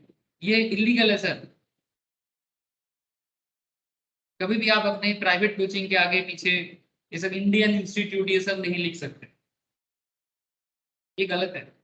ठीक है, ये लोगों को गुमराह करने का एक तरीका है। ठीक है, और साथ में इसे सर्टिफिकेशन देके लोगों को लगता है कि मैंने ये तीर मार लिया, मैं वो तीर मार लिया। Sir private coaching is just for your knowledge purpose. जो आप घर पे नहीं पढ़ सकते, जो आपको घर पे गाइड करने के लिए कोई अगर है नहीं, तो आप वहां पर जाके अपना गाइडेंस लो। ये होता है प्राइवेट कोचिंग का काम, मतलब legal. Okay sir. Education is a part of a prescribed curriculum for obtaining a qualification recognized by law of foreign country। ठीक है, अगर कोई फॉरेन कंट्री के लीगल हिसाब से अगर आप कोई कोर्स करते हो, that is also not part of educational institutions. जैसे फॉरेन कंट्री का डिग्री आप इंडिया में बैठे ले सकते हो। आजकल एक कंपनी का एडवर्टाइजमेंट शायद आप लोग देखते हो, एक कंपनी बड़ा चल रहा है अपग्रेड बोल के, देखा टीवी में ऐड देखा, यूट्यूब में बहुत देता है। हाँ सर, ये कंपनी का एडवर्टाइजमेंट देखते हो। जो लोग बेसिकली काफी दिन से जॉब वगैरह कर रहा है लेकिन अपने आप को अपग्रेड नहीं कर पाया, तो इनका मानना है कि आप फॉरेन यूनिवर्सिटी का कोर्स करके अपने आप को अपग्रेड कर सकते हो। ठीक है, ये देखो। yes। सर, हाँ बोलो सर। YouTube पे एक ऐड देखा था जिसमें अनअकैडमी भी ऐसा एक अपॉर्चुनिटी दे रहा है, जिसमें आप ऐसा टेस्ट अटेम्प्ट करो और फिर लाइक बेटर अपॉर्चुनिटीज के लिए जॉब में ही वो लोग हेल्प करके देगा, ऐसा ऐड आया था। अच्छा सर, आप ऐसे भी कर सकते हो। मैं आपको दिखाता हूँ, आपको आपको डायरेक्टली दिखा देता हूँ कि आप कहाँ से फॉरेन यूनिवर्सिटी का कोर्सेज कर सकते हो। देख लो सर, कुछ ओपन ओपन प्लेटफॉर्म है। ठीक है, आपको कहीं जाने का जरूरत नहीं है। आप अपना जो करेंट एजुकेशन चल रहा है, CS, CS, CMA, इसके साथ साथ सिमिलर जो कोर्सेज है आप कर सकते हो। ठीक है, ये EDX है, ये एक ओपन ऑनलाइन कोर्स प्रोवाइडर है। ठीक है, और इसी के थ्रू से आप अलग अलग यूनिवर्सिटीज़ का, ये एकदम ऑथराइज्ड है सर। ठीक है, डिफरेंट यूनिवर्सिटीज़ का कोर्स आप यहाँ से कर सकते हो और अपने करियर के मतलब जो भी आपका पढ़ाई चल रहा है सिमिलर फील्ड में करो आप। ठीक है, जैसे आपको एक दिखाता हूँ, जैसे मैंने कुछ स्टूडेंट्स को करवाया यहाँ से अकाउंटिंग एंड फाइनेंस पे। ठीक है, क्योंकि आप लोगों का फील्ड है ये। ठीक है, अकाउंटिंग एंड फाइनेंस पे आपके पास काफ़ी कोर्सेज अवेलेबल होता है। ठीक है, जैसे ये एक कोर्स है सर अकाउंटिंग एंड फाइनेंस पे, ये एक सर्टिफिकेशन डिग्री है। ठीक है, पढ़ाई फ्री है, लेकिन अगर आपको सर्टिफिकेट चाहिए तो शायद कुछ पेमेंट करना पड़ता है। 4-5,000, 6,000, 10,000 के बीच में नॉर्मली सर्टिफिकेशन मिल जाता है, and which will help you अपना कोई सीवी को अच्छा दिखने के लिए बहुत लोग करते हैं। ठीक है, जो थोड़ा सा जब आप लोग इंटरव्यू के लिए जाओगे तो उसमें थोड़ा हेल्प हो जाता है। सो ये देखो सर, इसमें आप लोग जो लोग स्पेशली ऑलरेडी इंटरमीडिएट या फाइनल लेवल में है CS, CMA में, मैं उनके लिए भी रिकमेंड करता हूँ। आप लोग चाहो तो कर सकते हो। ये कहाँ से है सर? IIM बैंगलोर से। ठीक है, Indian institute of management, IIM, जिनके लिए लोग कैट वगैरह देके जाते हैं, इन्हीं का कोर्सेस है। बट जो लोग ऑलरेडी CS, CMA का पढ़ाई कर रहे हैं वो ये सिलेबस को फॉलो कर सकता है। जैसे ज्योति, आप अगर चेक करोगे आप समझ सकते हो, या बाकी लोग भी देख सकते हो। ये देखो सर, यहाँ पर जो कोर्स स्ट्रक्चर है, जस्ट लुक एट सर, मैं आपको दिखा रहा हूँ। Introduction to financial accounting, generally accepted accounting principles, accounting equations. Already जो लोग मेरे पास बेसिक्स ऑफ अकाउंट्स कर रहे हैं और मैम के पास अकाउंट्स का क्लास करते हैं, और मेरे पास फाइनेंस का क्लास करते हैं, they have done all the topics. ठीक है, जैसे देखो रिकॉर्डिंग ऑफ फाइनेंशियल ट्रांजैक्शन मतलब जर्नल, लेजर, ट्रायल बैलेंस, ठीक है, प्रिपरेशन ऑफ अकाउंटिंग स्टेटमेंट्स, ठीक है, through accounting equations, reading financial statements, financial statement analysis मतलब रेशियो एनालिसिस करना, कैश फ्लो स्टेटमेंट बनाना, ठीक है, कॉस्टिंग भी दिया है सर, जहाँ पर आप preparation of cost sheet, manufacturing of service industry, job process costing, activity based costing. अरे आप लोग ये सब किए हैं कि नहीं किए हैं बोलो?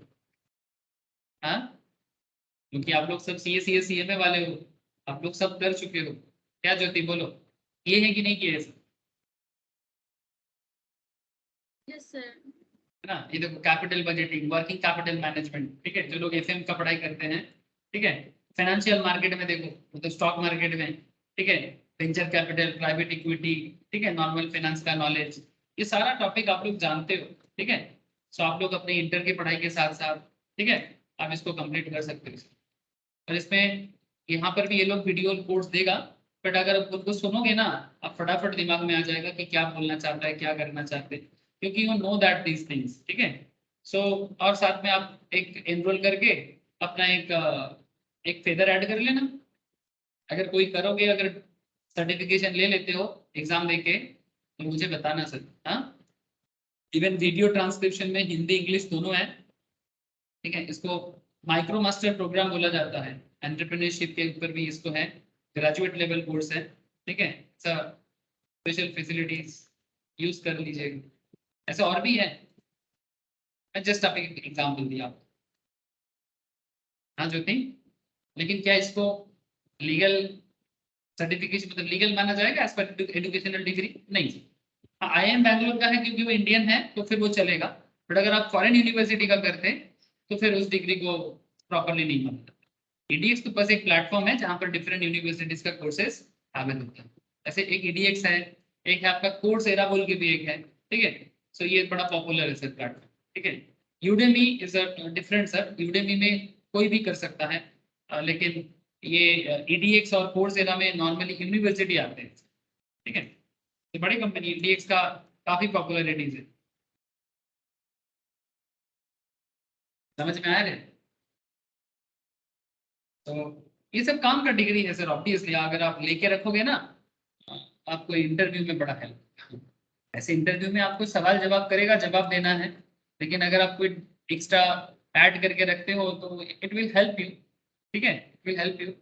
मानो कि कोई सी इंटर के बाद कहीं पर जा रहा है, या CM इंटर के बाद, जैसे आज ही 4-5 इंटरव्यू का कॉल आया था, ठीक है, intermediate pass out 5 lakh 6 lakh का पैकेज दे रहा है, ठीक है, या फिर कोई CA ड्रॉप आउट है, ठीक है, अगर कोई है तो बताना, मैं बता दूंगा, अकाउंट्स का जॉब वगैरह है, ठीक है। 2 कंपनी ने मेरे को आज फोन किया, तो मैं बोला कि ठीक है, कुछ लोगों को मैंने ऑलरेडी शेयर कर दिया, लेकिन कोई कोई मुझे बोला कि सर अभी तो है, कोई दिक्कत नहीं है, एक हैदराबाद में चला गया, तो ठीक है। तो जस्ट मैं आपको याद दिला कि ये सब हेल्प करता है, जॉब कैरी करने में बड़ा हेल्प करता है। अच्छा सर, ऑनली अब आगे एक एग्जाम्पल लेते हैं। चलो, Dharm institute of technology, DIT। Sir Dharm institute of technology एक प्राइवेट इंजीनियरिंग कॉलेज है मध्य प्रदेश में। ये post graduate engineering program offer कर रहा है, and all the engineering courses including the distance learning course, ठीक है। डिस्टेंस लर्निंग मतलब आप घर बैठे भी पढ़ाई कर सकते हो, ठीक है। आजकल काफी यूनिवर्सिटी ये दे रहा है सर, मतलब आप घर बैठे भी पढ़ाई करो, क्लास अटेंड करो ऑनलाइन में, और अपना डिग्री कंप्लीट करो, और ये काफी अच्छा स्कोप है सर। ये सबके लिए पॉसिबल नहीं है बड़े शहर में जाके वहाँ का रहने का, खाने का खर्चा चला के पढ़ाई करना। अपने घर में रहो, सिर्फ स्कूल का, कॉलेज का कोर्स फीस भरो और पढ़ाई कंप्लीट करो, ठीक है। और जब ट्रेनिंग होगा तो ट्रेनिंग के लिए चले जाओ, ठीक है। इसमें खर्चा भी बच रहा है, और मुझे मेरे हिसाब से टेक्नोलॉजी का ये फायदा लेना चाहिए इंडियन स्टूडेंट्स को, ठीक है, लेना चाहिए। अब बोलो ना, जो IIM बैंगलोर में एडमिशन नहीं ले सकता, कम से कम IIM बैंगलोर का कुछ कोर्स तो कर सकता है। सो इट्स जस्ट ये टेक्नोलॉजी का एडवांटेज है। अच्छा, अब बात ऐसा है कि जो कोर्स ये लोग ऑफर कर रहा है, ये AICT का है। मतलब AICT क्या होता है? All India council for technical education. मतलब इंजीनियरिंग कोर्स या मैनेजमेंट का कोर्स जो होता है ना, वो टेक्निकल एजुकेशन का पार्ट होता है। तो इनके पास वो लाइसेंस है कि वो ये डिग्री दे सकता है। तो क्योंकि ये जो Dharm institute of technology education as a part of curricula of obtaining qualification recognised by Indian law, तो हम इसे एजुकेशनल इंस्टीट्यूशंस बोलेंगे। ये कोई प्राइवेट कोचिंग नहीं था, ये प्राइवेट कॉलेज था, ठीक है। सो इट्स एजुकेशनल इंस्टीट्यूशंस और ये एज पर AICTE अप्रूव्ड, ठीक है। इसीलिए आप देखिएगा जब भी कोई कॉलेज का आप डिटेल्स देखते हो एडमिशन के टाइम पे, तो आपको दो चीज चेक करना चाहिए, एक UGC रिकॉग्नाइज्ड है कि ना, एंड दूसरा AICTE अप्रूवल है कि ना, अगर टेक्निकल एजुकेशन है तो, technical education like management and engineering वगैरह के केस में, ठीक है। लेकिन अगर यूनिवर्सिटी है तो UGC recognition, university grant commission का डिटेल्स है किया। तो ये कॉन्सेप्ट होता है एज पर द लॉ। अच्छा सर, अगर कोई प्री स्कूल एजुकेशन प्रोवाइड करते हैं, एजुकेशन आपको हायर सेकेंडरी स्कूल और एक इक्विवेलेंट क्वालिफिकेशन, उससे भी एजुकेशनल इंस्टीट्यूशन कहा जा सकता है।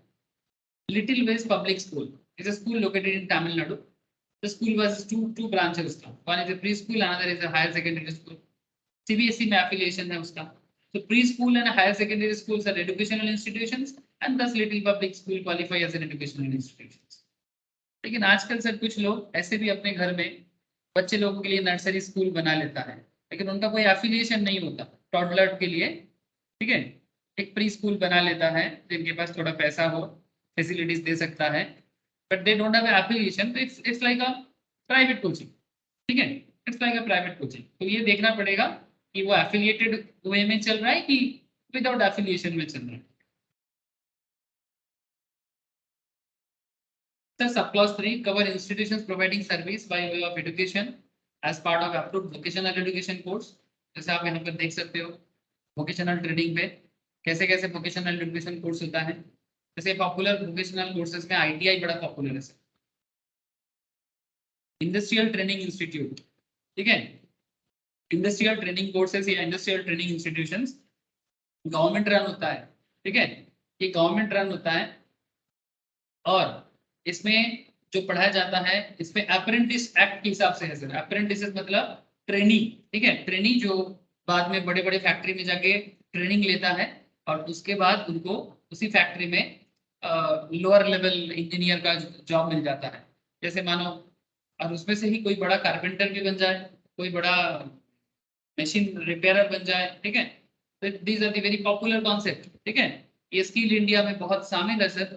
स्किल इंडिया बोल के भी आजकल गवर्नमेंट ऑफ इंडिया का प्रोग्राम चलता है, ठीक है, जिसमें वो national council for vocational training या state council for vocational training offering courses in designated trades notified under the apprentices act 1961, ठीक है।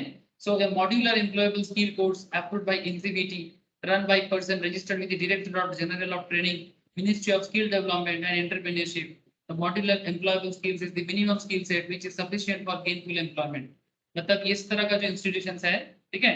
अगर बच्चे को ना नॉर्मल पढ़ाई अच्छा नहीं लगता, ठीक है, अच्छा है कि उनको अगर घर पे गरीबी है, ठीक है, अगर घर पे गरीबी है मतलब कि कोई है नहीं देखने वाला, ठीक है, या फिर उतना फाइनेंशियल क्राइसिस मतलब काफी है, तो ऐसे बच्चे लोगों को ना नॉर्मल स्कूल में नहीं, रेगुलर स्कूल में नहीं, वोकेशनल स्कूल में डालना चाहिए और उसके बाद ITI की तैयारी करवाना चाहिए।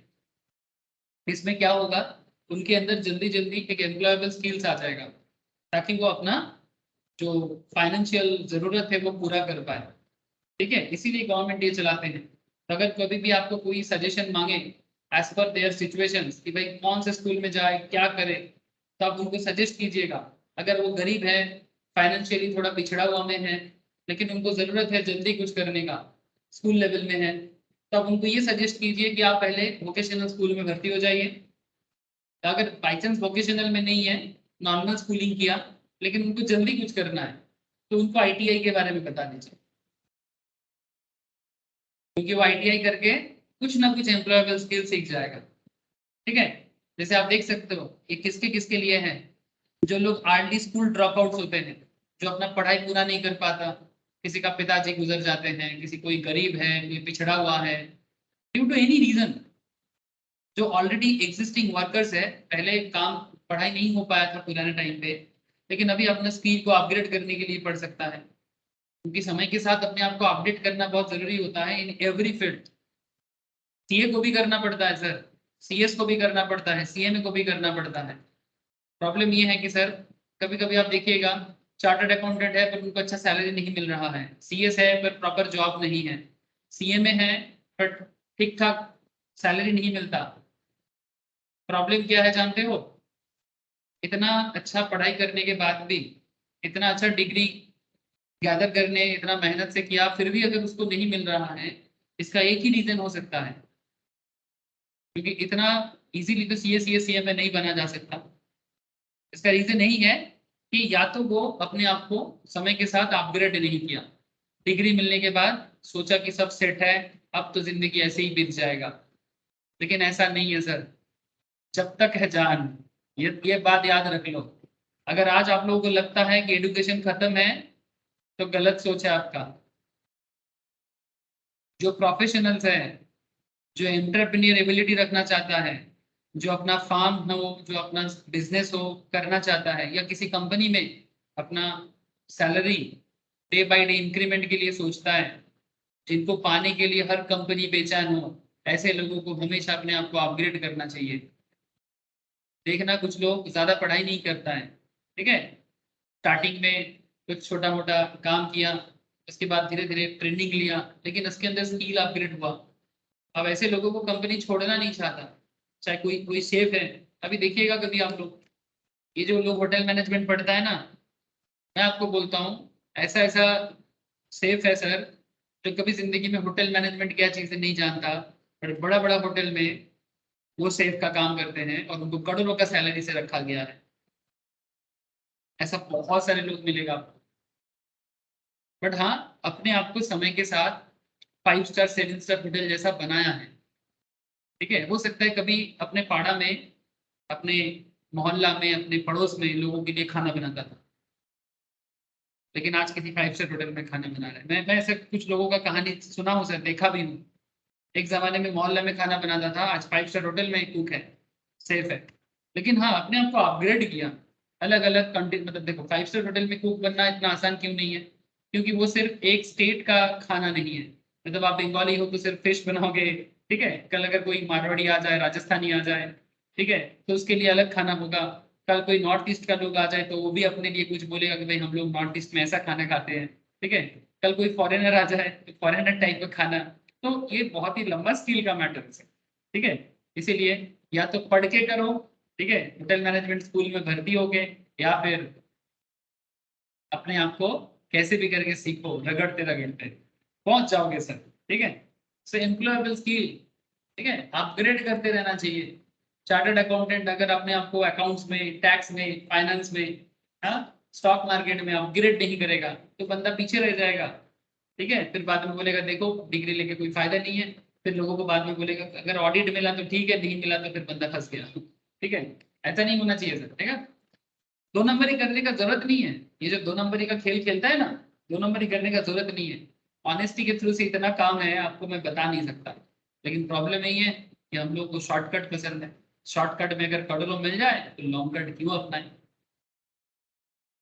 लेकिन सर शॉर्टकट में एक प्रॉब्लम है, शॉर्टकट 2 नंबरी में एक ही प्रॉब्लम है, जिस दिन किस्मत खराब जाएगा, जिस दिन किस्मत खराब जाएगा, जिंदगी भर का सारा मेहनत अच्छा बुरा सब खत्म हो जाएगा। ये ऑडिट में घोटाला करता है ना, CA का डिग्री, CS का डिग्री छीन लेता है, जेल में डाल देता है, नामो निशान मिट जाता है सर। जो भी हो, अपना अपना पसंद। इसी को बोलते हैं कैरेक्टर बिल्डिंग। डिग्री है, नॉलेज है, बट कैरेक्टर अगर बिल्ड नहीं है ना, तो गलत काम करते। मतलब हो सकता है कि ऑनेस्टी में 5 लाख कमाता, बट उनको चिंता है कि नहीं मुझे 5 लाख से मेरा पेट नहीं भरने वाला है, मुझे 50 लाख चाहिए। 50 लाख एक एबनॉर्मल अमाउंट है किसी मंथली इनकम के हिसाब से। तो फिर वो एबनॉर्मल अमाउंट पाने के लिए पागल है, तरस रहा है। और उसी तरस के कारण क्या होता है, उसका ग्रीड 2 नंबरी कर बैठता है, कंपनी के घोटाले में साथ दे देता है। ये इसको बोलते हैं एथिक्स। एक पेपर होता है सर, CA, CS, CMA तीनों को पढ़ाया जाता है, लॉ एंड एथिक्स। ट्रेनिंग जब देता है आप लोगों को तब भी समझा जाता है, इंस्टीट्यूट में जब ट्रेनिंग होता है ना, उसमें भी एथिक्स सिखाया जाता है। चलिए, एथिक्स सिखाने का चीज नहीं है, एथिक्स सिखाने का चीज नहीं है। ये मोरल वैल्यूज होते हैं जो फैमिली से, कल्चर से बिलोंग करता है। अगर हमारे देश में एथिक्स खत्म हो रहा है, इसका मतलब हमारे देश का कल्चर खत्म हो रहा है। ठीक है, अब कल्चर ठीक हो जाएगा ना, एथिक्स भी ठीक हो जाएगा। एथिक्स के लिए ट्रेनिंग देने का जरूरत नहीं पड़ेगा। ओके, जो भी हो, modular employable skill courses, designated trade means any trade or occupation or any subject field in engineering, non-engineering, technology, or any vocational course with the central government after consultation with the central government. Apprenticeship Council may by notification of the official gazette specify as a designated trade for the purpose of Apprentice Act 1961. इसको भी educational institutions माना जाता है। काला दृष्टि ITI Gorakhpur Uttar Pradesh में is engaged in providing skill development courses in other than designated trades notified under the Apprentice Act 1961. Since courses offered by Kala Drishti ITI are not in designated trades notified under the Apprentice Act 1961, so education provided by it is not approved as vocational educational course as defined. So resultantly, it does not qualify as an educational institution. So अगर ये educational institutions के हिसाब से qualify नहीं करता, क्योंकि वो जो कोर्स ऑफर कर रहा है वो एज पर डेजिग्नेटेड ट्रेड के हिसाब से नहीं है। सो इन दैट केस जो फीस वो ऑफर करेगा आपको, ठीक है, वो फीस में जीएसटी लग जाएगा। ठीक है, इसमें गवर्नमेंट अगर ऑडिट करता है, ठीक है, जीएसटी ऑडिट में डालता है, तो ऑटोमेटिकली वो जीएसटी आपसे कलेक्ट करेगा, क्योंकि जो आपका एक्ट के हिसाब से आप नहीं करोगे, ठीक है, तो वो एक्ट के बाहर है। अगर वो एजुकेशनल इंस्टीट्यूशंस का रूल को फॉलो नहीं किया तो फिर वो जीएसटी में एग्जेम्पशन में नहीं आएगा। इसीलिए एजुकेशनल इंस्टीट्यूशंस क्या है ये जानना बहुत जरूरी है। ठीक है, तो इसीलिए इतना डिटेल्स में बोलने का जरूरत पड़ता है, और कोई पर्पस तो नहीं है सर। प्राइवेट ITI सर, आप लोगों को मेरा आवाज आ रहा है सर, या मैं ऐसे ही पके जा रहा हूँ? है सर। आजकल सर प्राइवेट लेवल में भी गवर्नमेंट ITI को बना रहा है सर, क्योंकि सिर्फ सरकारी लेवल में इतना लोगों को एजुकेशन देना सरकार अकेला नहीं कर पा रहा है, और प्राइवेट ITI परफॉर्मेंस अच्छा दे रहा है। So private ITI qualifies as an educational institutions if the educational provided by these ITIs is approved as a vocational educational course is defined by above. ठीक है, so जो भी प्राइवेट ITI प्रोवाइड करते हैं वो भी एजुकेशनल इंस्टीट्यूशंस कहलाएगा। Only in respect of designated trade notified under Apprentice Act 1961 are exempt from GST under this. Service in respect other than designated trades liable to GST. तो ऐसा कोई भी course जो अप्रेंटिस एक्ट को follow नहीं करके ITI provide करेगा उसमें जीएसटी चार्ज हो जाएगा, और जो जीएसटी मतलब अप्रेंटिस एक्ट को फॉलो करेगा उसमें जीएसटी नहीं आएगा, एग्जेम्प्ट हो जाएगा। तो further in case of designated trade services provided by private ITI by way of conduct of entrance exam against consideration in the form of entrance fee, ये भी एग्जेम्प्ट होता है। मोreover in respect of such a designated trade service provided to private ITIs, ठीक है, अगर कोई private ITI को कुछ सर्विस प्रोवाइड करता है relating to admission to or conduct of examinations by private ITI is also exempt। मतलब अगर ITI इंस्टीट्यूशंस को कोई सर्विस प्रोवाइड करता है कि भाई आप ITI हो, आपके यहाँ पर जो एग्जाम होगा हम लोग उसका पूरा काम करेंगे, ठीक है, तो बदले में जो कुछ भी काम वो सर्विस प्रोवाइडर करेगा उसकी सर्विस में भी जीएसटी इम्प्लीमेंटेड, ठीक है, क्योंकि वो जो कुछ भी कर रहा है एज पर दी एक्ट कर रहा है। ठीक है, बात ऐसा है। गवर्नमेंट ITI के केस में as far as government ITI are concerned, services provided by government ITI individual trainee student are exempt under Interest 6, as these are the nature of services provided by central or state government to individuals. So such exemption in relation to service provided by government ITI would cover both vocational training and examination conducted by this government ITI. So ये exempted category में। It is important to note that एक चीज याद रखिएगा यहाँ पर,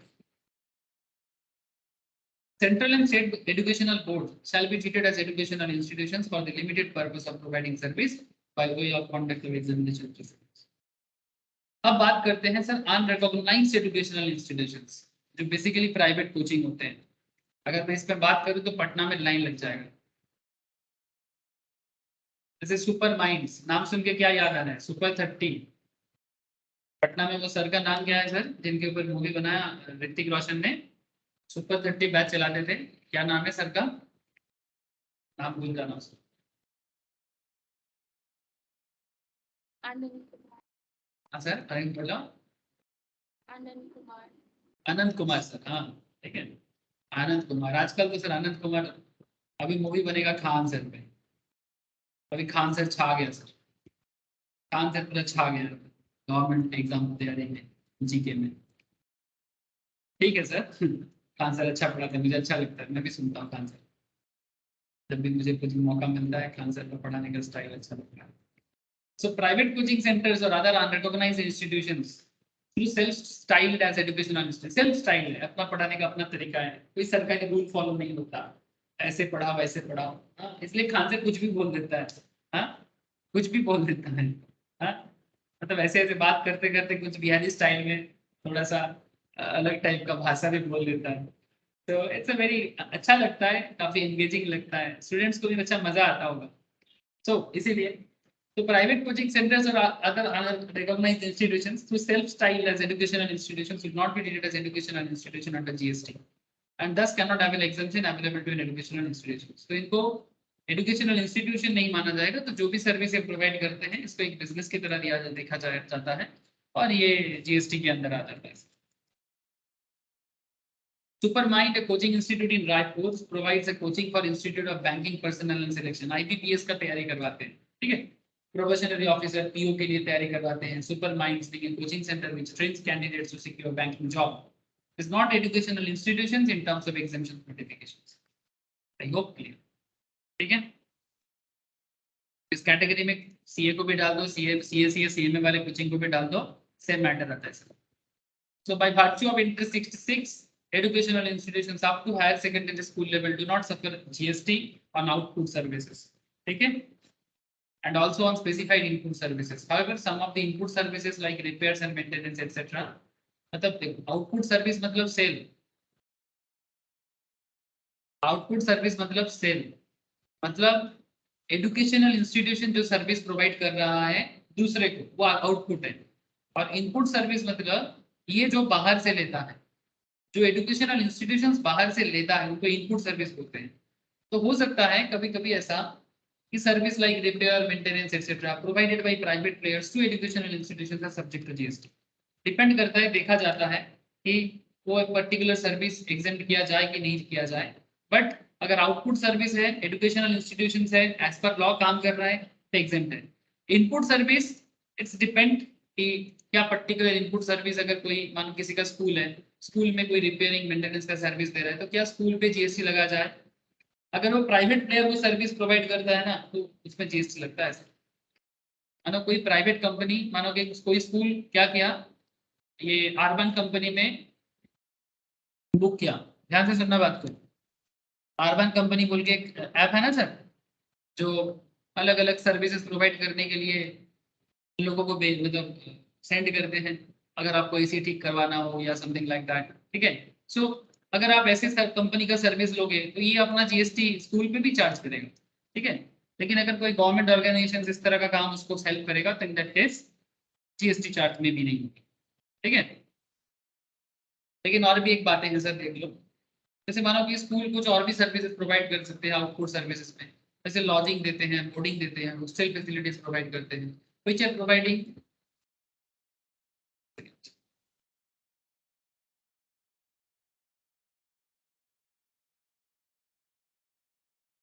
मानो कि वो हॉस्टल प्रोवाइड करना है, educational institutions which are providing pre school education and up to higher secondary level तक और equivalent of education leading to qualification recognised by law, ये भी जीएसटी में एग्जेम्प्टेड है। जैसे मानो बहुत लोग सर जैसे देहरादून स्कूल में पढ़ने जाते हैं, है ना, तो ऐसे जो भी वो प्रोवाइड करते हैं ये भी जीएसटी से बाहर है।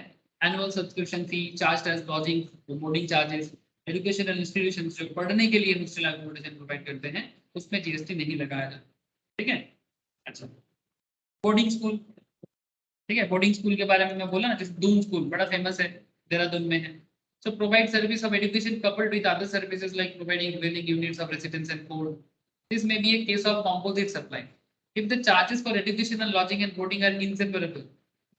अगर मानो एजुकेशन का charge and lodging and boarding का चार्जेस अलग अलग हो सकता है, मतलब अलग नहीं हो सकता, तो उसको कंपोजिट सप्लाई मानेंगे and their taxability will be determined in terms of the principle let down in section 2 section 30 radial section नहीं, मैं आगे आगे आपको बताता हूँ कि अगर दोनों सर्विसेज कंपोजिट है, कंपोजिट मींस एक चैप्टर पढ़ा था हम लोगों ने सप्लाई अंडर जीएसटी, जिन लोगों ने पढ़ लिया उनको याद होगा, जो नहीं पढ़ा एक बार सप्लाई अंडर जीएसटी पढ़ना चालू करो, ठीक है, आपको पता लगेगा कि कंपोजिट सप्लाई क्या होता है, ठीक है।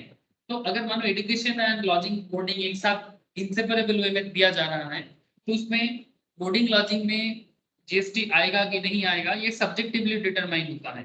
Such services in the boarding schools are naturally bundled. Normally ये नेचुरली बंडल्ड होते हैं। नेचुरल बंडल्ड मतलब दोनों एक साथ दिया जाता है and supplied in the ordinary course of business. Therefore, the bundled service will be treated as consisting entirely of the principal supply, which means the service which forms predominant element of such bundle. मतलब education is the main है, education के साथ साथ hostel accommodation and lodging fooding उसके साथ connected है। तो अगर education exempted है तो fooding lodging भी exempted हो जाएगा। जो main है अगर वो exempted है तो fooding lodging भी उसके साथ connected है तो वो भी exempted हो जाता है। In this case, the predominant nature is determined by the service of education. The other service of providing residential dwelling will not be considered for the purpose of determining the tax liability in this case, and the entire consideration for the supply will be exempted. ठीक है? So ये boarding school के case में applicable होता है। याद रखिएगा sir. Income करते हैं, नो डाउट करते हैं, but you have to understand कि कैसे किस तरह से ये सब चीजें होता है। So we have already seen that institutions providing service by way of education as a part of curriculum for obtaining qualification recognized by any law for the time being in force qualify as educational institutions. However, question arises that in case where a course in a college leads to dual qualification, only one of which is recognized by law, would be service provided by the college by way of such education to be covered by the exemption notification. It's a very interesting concept. कि कुछ college institutions आजकल ऐसा है जो अपना goodwill use करके market में course बेचता है। ठीक है, मतलब इट्स लाइक जो एज पर लॉ नहीं है, जैसे कि मैं आपको दिखा रहा था किस तरह का जो अपग्रेड टाइप का, ठीक है, university of Arizona, Indian institute of Kozhikode, ठीक है, इस तरह का कुछ इंस्टीट्यूशंस है सर, बहुत सारे, ठीक है, जो अलग अलग यूनिवर्सिटी है, ये अपना कोर्स किसी इंस्टीट्यूशन के थ्रू से, जैसे कि अपग्रेड बोल की कंपनी के थ्रू से कोर्स बेच रहा है। तो अगर ऐसा कुछ बेच रहा है तो क्या इसमें जीएसटी लगेगा? Question is yes. ठीक है, ये देखो सर, एक एग्जांपल के तौर पे अगर मैं यहाँ पर देखता हूँ, अगर मानो टेक्नोलॉजी पे कुछ कोर्स किसी को करना है, क्या दाम पड़ जाएगा sir? Just example 156 of learning, खरीदा कैसे जाएगा? मैंने कभी इसमें आया नहीं, आई डोंट नो, देखना पड़ेगा कैसे कैसे परचेज किया जाता है। परचेज करने के टाइम पे शायद पता चल जाएगा सर इसमें जीएसटी लग रहा है कि नहीं लग रहा। ठीक है, सो आप करके देख सकते हो सर। ठीक है, so this is how it's work actually. तो कहने का मतलब है कि बड़े बड़े यूनिवर्सिटीज अपना कोर्स को सर्टिफिकेशन कोड में सेल भी करता है प्राइवेट बॉडी के साथ टाई अप करके। तो अगर वो एक कोर्स बेचता प्रोवाइड कर रहा है जो एज पर द लॉ है, वो जीएसटी फ्री हो जाएगा। लेकिन अगर कुछ ऐसा है कि वो जो एज पर लॉ नहीं चल रहा है, ठीक है, तो वो ऑब्वियसली जीएसटी में आ जाएगा सर। ठीक है, इसीलिए ये चीज देखना पड़ेगा। ये आईआईएम वाले, आईआईटी वाले, ठीक है, जेवियर्स वाले ऐसा कोर्सेज बेचता है सर। ठीक है, सो क्योंकि उनका क्वालिटी और प्रीमियम गुडविल के कारण, ठीक है, इनके कोर्स लोग परचेज करते हैं और दैट्स व्हाई इस पे जीएसटी आ जाता है। ठीक है, आई होप यू अंडरस्टैंड।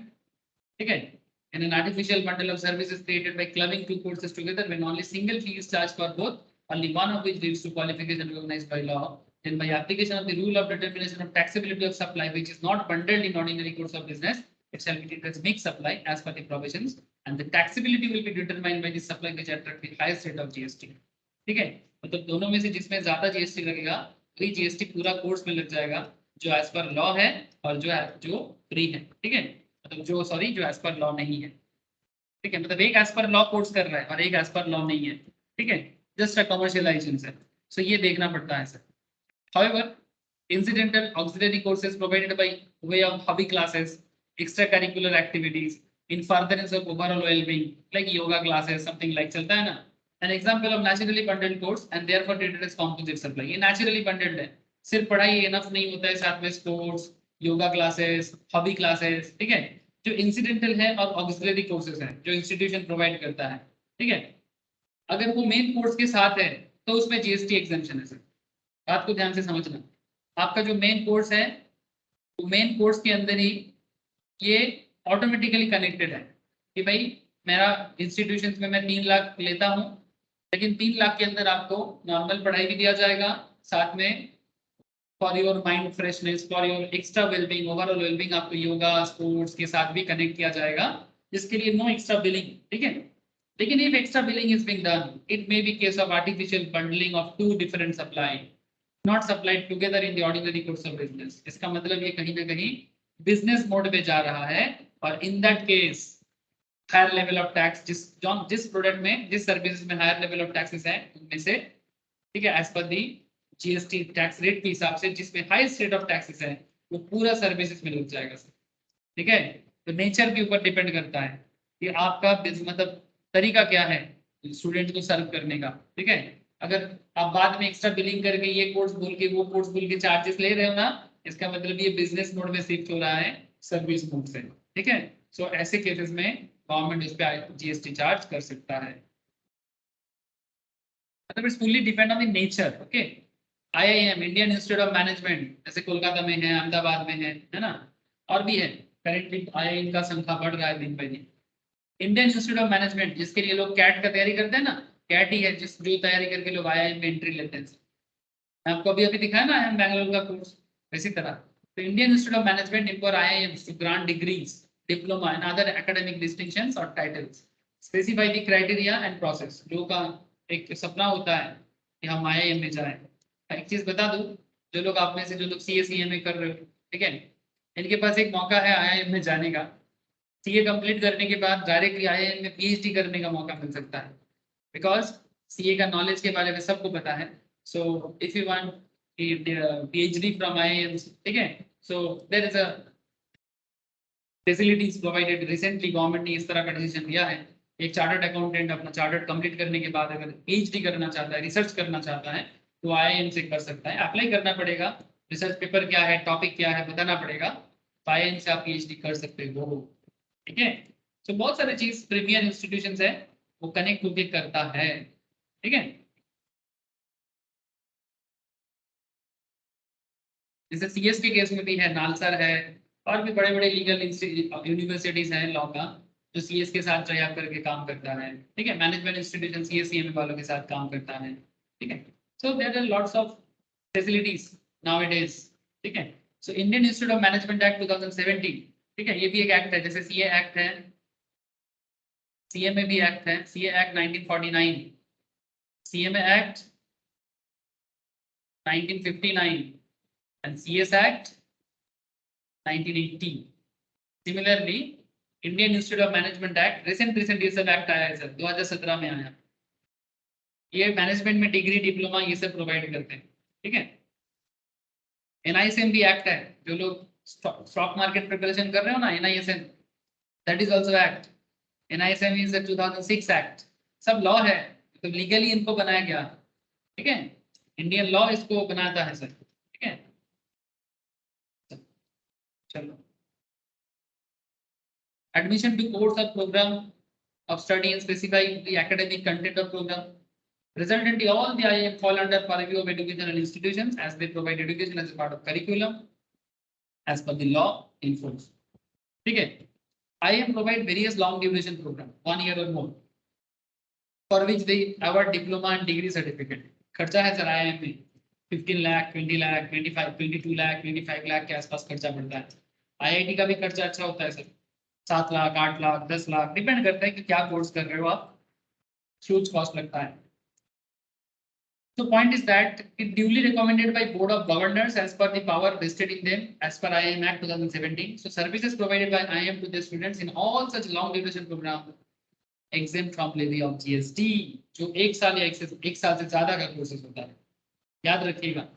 लेकिन IIM वाले कुछ सर्टिफिकेट प्रोग्राम भी प्रोवाइड करते हैं, जैसे मैं आपको अभी दिखाया ना आईआईएम बैंगलोर वाला, EDX का कहाँ चला गया, EDX ये वाला, ये सर्टिफिकेट प्रोग्राम में जीएसटी चार्ज करेगा।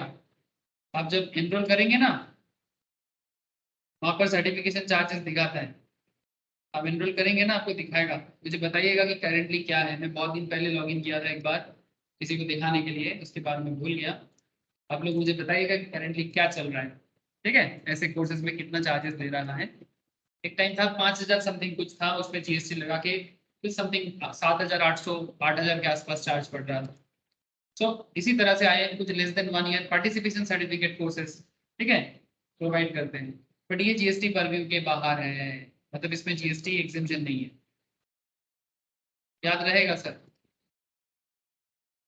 याद रहेगा सर? समझ में आ रहा है आप लोगों को? प्लीज बताइए मुझे एक बार, समझ पा रहे हो, कनेक्ट हो रहा है?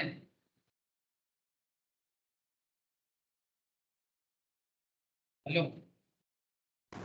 Yes sir. Supply of food in A mess और कैंटीन, ये भी कॉलेज करता है, इंस्टीट्यूशन करता है ना। Educational institution generally have mess facility, जिसमें वो फूड प्रोवाइड करते हैं स्टूडेंट्स को, स्टाफ को। Such facilities either run by the institutions or student themselves or outsourced to a third person, किसी थर्ड पार्टी को दे के चलाते हैं। ऐसे केसेस में इश्यूज हैं। देखो, अगर एजुकेशनल सर्विसेज के अंदर कैटरिंग सर्विस जो है, अगर कैटरिंग सर्विस जो इंस्टीट्यूशंस प्रोवाइड करता है ना sir, by an educational institutions अगर हो रहा है, फैकल्टी एंड स्टाफ अपने अंदर ही कर रहा है, ठीक है, और इसको एग्जाम कैटेगरी में रखा जाता है। लेकिन अगर किसी थर्ड पार्टी के थ्रू से करवाते हैं ना, तो इसमें जीएसटी लग जाता है। सप्लाई ऑफ फूड और ड्रिंक इन मेस और कैंटीन, ठीक है, तो वो जीएसटी अट्रैक्ट करता है। जैसे आपको और एक चीज बताते हैं, एजुकेशनल इंस्टीट्यूशन जैसे आईआईटी, आईआईएम, सीए इंस्टीट्यूट, आप लोग जब सीए बन जाओगे, सीएमए बन जाओगे, तब आप लोगों को प्लेसमेंट प्रोवाइड करता है ना, तो कंपनीज आते हैं वहां पर आपके इंटरव्यू लेने के लिए। सीए, सीएमए तीनों इंस्टीट्यूशन में रेगुलर है सर ये सब चीजें। आप इंस्टीट्यूशन की प्लेसमेंट साइट में जाके चेक कर सकते हो, ठीक है, रिसेंट प्लेसमेंट्स क्या चल रहा है, नहीं चल रहा है, सब दिखाते हैं, ठीक है। तो ये जब भी एम्प्लॉय कंपनी अपने एम्प्लॉयर्स को इंस्टीट्यूशन जो सर्विस देते हैं, educational institution such as IIT, IIM, charge a fee from prospective employer, तो जो जॉब देगा उनसे फी लेता है, तभी वो वहां पर आते हैं लोगों का इंटरव्यू लेके। Corporate house, MNC who come to the institute for recruiting candidates through campus interview, such services shall also be liable to tax. Okay?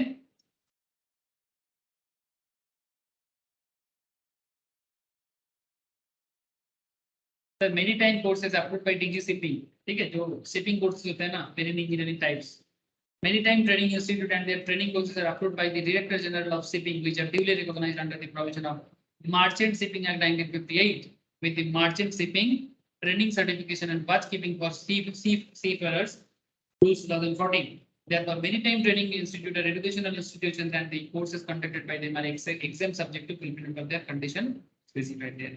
मतलब पहले नहीं था, बट बाद में इसको लाया गया। जो लोग मेरीन इंजीनियरिंग या मेरीन मर्चेंट शिपिंग का जो पढ़ाई करते हैं, मेरीन इंजीनियरिंग वगैरह तो कॉलेज में होता है, बट मर्चेंट शिपिंग का भी ना पढ़ाई होता है। जो लोग जहाज में बाहर जाते हैं ना, उनको भी जहाज में क्या होना है उसका ट्रेनिंग दिया जाता है, उसमें खर्चा भी आता है। 1 लाख 1.5 लाख का खर्चा करके स्टूडेंट पढ़ने जाते हैं, और भी ज्यादा होता है, ठीक है। सो वो भी आता है एग्जाम में, अगर सब कुछ एज पर लॉ है। और ये रही input services.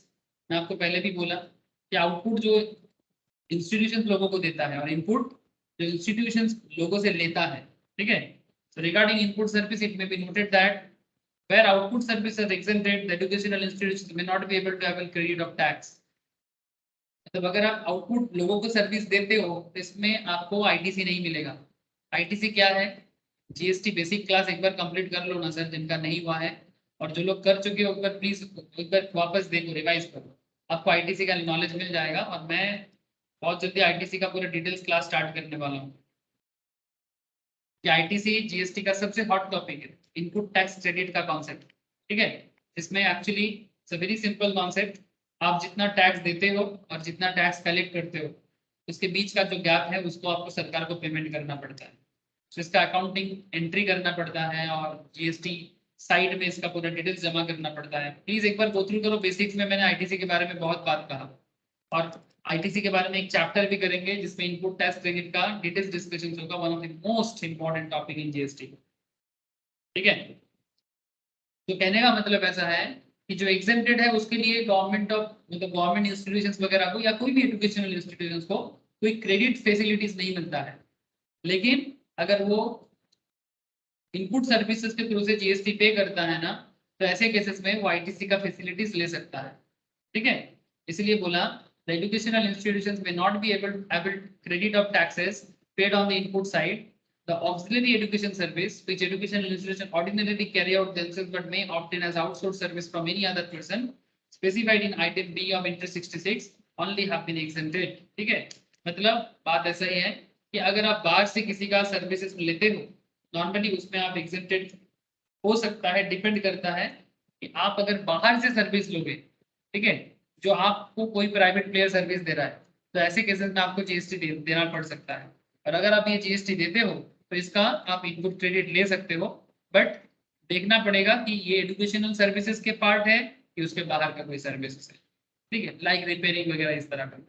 However auxiliary services जैसे कि transportation of students, faculty, staff, catering including any mid day meal scheme sponsored by government, security cleaning, housekeeping service exempt only if such auxiliary to education. अगर वो education के साथ जुड़ा हुआ है तो ही एग्जेम्पशन है, अगर जुड़ा हुआ नहीं है तो एग्जाम नहीं हो पाएगा। कुछ एग्जांपल देखने से आपको ये सब जो प्रोविजंस है ना क्रिस्टल क्लियर आइडिया हो जाएगा। लिटिल मिलेनियम बोल के एक स्कूल है, एक प्री स्कूल है मुंबई के आउटस्कर्ट्स में। ये subscribe the online journals on child development and experimental learning. Service of supply of online education journal और periodicals provided inter alia to institutions providing service by your preschool education are not exempt। ये as per दी GST law, कहीं पर भी हम लोगों ने पढ़ा क्या कि जो ऑनलाइन जर्नल प्रोवाइड किया जाता है वो एजुकेशन मतलब वो एग्जेम्प्टेड है जीएसटी से। तो ये एग्जेम्प्टेड सर्विस है ही नहीं, तो स्कूल ये जो सर्विस दे रहा है ना ये एज पर एग्जेम्पशन में नहीं है। तो भले ही आप कितना भी एजुकेशनल डेवलपमेंट, चाइल्ड डेवलपमेंट जो भी करना चाहते हो करो ऑनलाइन जर्नल से etcetera, but this is GST इसमें आ सकता है। मतलब अगर ऑनलाइन जर्नल का प्राइस मंथली प्रिंट मतलब एक फीस होता है, ठीक है, like if there is 3000 per month, तो 3000 उसमें अगर 18% है तो 18% जीएसटी लगा के आपसे चार्ज किया जाएगा। एसएम ट्रांसपोर्टर बोल के एक ट्रांसपोर्टिंग कंपनी है जो ट्रांसपोर्टेशन ऑफ स्टूडेंट्स करते हैं और फैकल्टी को ट्रांसपोर्ट करते हैं from the residence to school and back to pathways of school, उनको घर छोड़ते हैं higher secondary school। Service of transportation of students, faculty and staff provided to an institutions providing service by way of education up to higher secondary or equivalent are exempt। अगर कोई company school बच्चे को या school staff को service provide करते हैं registered होके, तो उनका जो सर्विस स्कूल के होता है ना ये इनपुट सर्विस है स्कूल के लिए, बट ये एग्जेम्प्टेड है, अप टू हायर सेकेंडरी तक एग्जेम्प्टेड है। हायर सेकेंडरी के बाद का सर्विस होगा तो जीएसटी लग जाएगा। Shiksha College offering degree courses has to conduct its yearly examination in November. For the purpose, it has paid the honorarium to paper setters and examiners। ठीक है, मतलब जो पेपर सेट बना करते हैं, जो एग्जाम लेता है उनको एक पेमेंट करते हैं, उस पेमेंट को ऑनरेरियम कहते हैं सर, ठीक है। Not on the role of Shiksha college, जो शिक्षा कॉलेज में जॉब नहीं करता, पेरोल बोलते हैं उनको। Further, it availed the printing service of printing the question paper and content are provided by शिक्षा college for conducting exam। Paper वगैरह सब शिक्षा कॉलेज ही देगा, लेकिन एग्जामिनर बाहर का है, पेपर सेटर बाहर का है, प्रिंटिंग भी बाहर से हुआ है। Services provided to an educational institution related to the admission to conduct of examination by such institutions are exempt। Therefore, service of paper setters and examination and printing service availed by शिक्षा college are exempt। Okay, because ये सब educational development के लिए था। Exam में ऐसा ही सवाल पूछेगा आपको, ऐसा एक पूरा केस स्टडीज दे देगा कि बताओ इसमें जीएसटी लगाएगा कि नहीं, ठीक है। जीएसटी इसीलिए आपको इतना डिटेल्स में पढ़ना पड़ता है सर। ज्ञानी public school, a higher secondary school has hired Suvidha Service Limited for security and housekeeping service in a school।